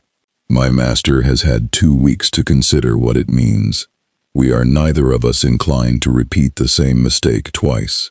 Good to know you can talk instead of just screaming, Rimuru said, keeping his voice level despite the pressure building in his chest. Makes this easier. What do you actually want? Because I'm guessing kill me on this hillside isn't the whole plan. Given you've had 2 weeks to come up with something more interesting than round 2 of an approach that already failed once. Something in the hooded figure's stillness shifted. Not quite surprise, but a kind of cold recalibration. My master does not repeat failed strategies without cause, it said. You are correct that this is not merely round 2. We are not here to kill you, Rimuru Tempest. We are here to show you, plainly, what continuing to resist offers you, and what compliance might instead. Go on. The village your Rohirric allies buried this week was a message, the Nazgul said, and something in its cold, patient delivery made the confirmation land harder than Rimuru had expected, even having already suspected it. A demonstration that everyone standing near you can be reached, hurt, used, whether or not you personally can be touched. My master offers you a simpler arrangement than that ongoing cost. Submit, serve, and every village, every rider, every fragile alliance you have begun building in this land will be left untouched, spared the attention that your continued defiance guarantees them instead. The threat landed exactly where it was meant to land, and Rimuru felt something in him go very still and very cold. Not the frozen stillness of fear, but the focused, dangerous stillness of someone doing very careful, very rapid calculation about exactly how much weight a threat like that actually carried, and exactly how he intended to answer it. "Let me make sure I understand the offer," he said slowly. "Submit to your master, and everyone around me stops being a target. Refuse, and every village, every ally, every person who's shown me even a little kindness since I got here becomes fair game for exactly what happened this week, over and over, until I break." "That is an accurate summary," the Nazgul said. "Right." Rimuru let the silence stretch a moment, and when he spoke again, something in his voice had shifted into a register. The Nazgul and Raphael both seemed to register as genuinely, dangerously different from anything he'd shown in this world so far. Quiet, level, and absolutely unmovably certain. "Here's my answer, and I want you to carry it back exactly as I say it. No editing. I've built exactly one thing in my existence that actually mattered to me. A country full of people who trusted me, because I never once let a threat against them change what I was willing to do to protect them. Not once. Not when it would have been easier. Not when the cost of refusing got worse instead of better. If your master thinks threatening the people I'm starting to care about in this world is going to make me more compliant, instead of considerably more dangerous, he's misunderstood exactly what kind of thing he's decided to threaten." "You would let them suffer then," the Nazgul said, "rather than submit." "No," Rimuru said, and something old and hard and absolutely certain settled into the word.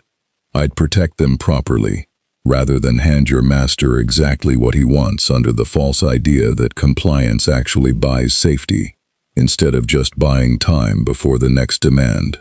I've seen that particular bargain before, back home, from people considerably less patient than your master apparently is. It never actually ends with safety. It ends with everything you tried to protect gone anyway, plus your own soul spent buying a delay that was never real to begin with." He met the hollow dark beneath the hood directly, unflinching. "So here's my actual answer. Tell your master I'm not interested in submission. Tell him if he wants a war fought through the people I'm starting to care about instead of through me directly, he's going to find out very quickly that I take that considerably more personally than any direct attack on myself could ever manage. And tell him," something in Rimuru's voice dropped, quiet and absolutely final, "that I've undone worse bindings than his, in less time than it took him to deliver this threat, and I intend to keep doing exactly that, to every single person he tries to use against me, for as long as it takes him to understand that this particular strategy was a mistake."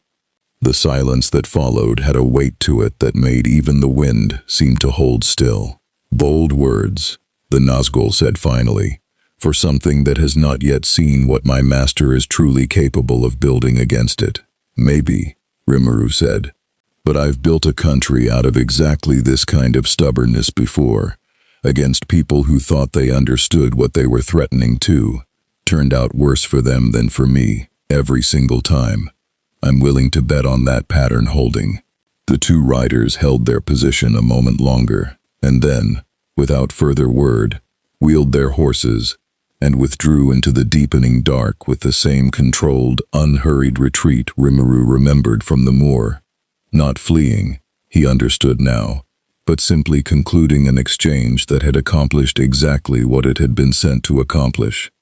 Not his surrender, but confirmation, delivered directly and personally, of precisely how deep his resolve actually ran, and precisely how much that resolve would now be tested in the sections still to come.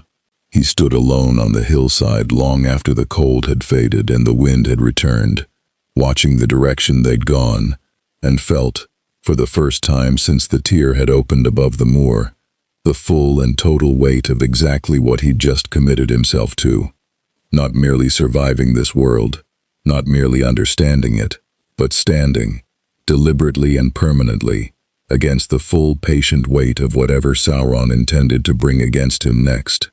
Behind him, down the hillside, Eomer's company waited in the gathering dark, and somewhere among them, Halmir stood clutching the first real hope he'd held in 2 years, and Rimuru understood, walking back down toward them, that whatever this world eventually decided to make of him, he had just made, on a windswept hillside in Rohan, the first truly irreversible choice of his time in it. Word of the hillside confrontation reached Rivendell 4 days before Rimuru himself did, carried by a rider Eomer had sent ahead the moment the company turned back toward the Golden Hall. And when Rimuru finally crossed the boundary stone again, Halmir's family found, alive, frightened but unharmed, in a village near the eastern marches exactly where Eomer's scouts had promised to look first. He found the valley waiting for him with an atmosphere entirely different from the cautious, careful welcome of his first arrival. Elrond met him at the bridge himself this time, and Gandalf beside him, and Glorfindel, and even Galadriel, who had apparently traveled back from Lothlorien a second time, on word of what had happened in Rohan, her searching eyes carrying something that looked, for the first time since Rimuru had met her, like settled certainty, rather than open question. "The mirror finally showed me something other than water," she said, before he'd even finished crossing the bridge. "It showed me a hillside, and a choice made plainly, without hesitation, in the full knowledge of its cost. I do not think I need to ask any longer what you are, Rimuru Tempest. I think you have already answered that question, more completely than any council chamber conversation ever could have."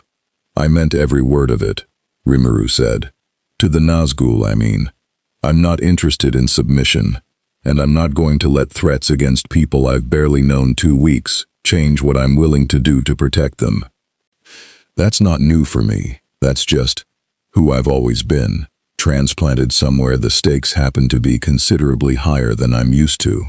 Elrond studied him for a long moment, and something in the ancient elf lord's careful, weighing composure finally, fully settled into something that looked, unmistakably, like genuine trust. "Then I think this council owes you a different conversation than the one we began with, weeks ago," he said. "Not sanctuary offered cautiously to an unknown guest. Something closer to alliance, offered plainly, to someone who has proven, through choice rather than mere power, exactly where he stands." "I'd like that," Rimuru said, and found, saying it, that he meant it completely. Not the careful, provisional acceptance he'd offered at his first council, but something considerably more genuine, earned across 2 weeks of hard roads and harder choices. "For what it's worth, I still don't know if I'll ever find a way home." That hasn't stopped being true, and it still costs something every day, if I'm honest.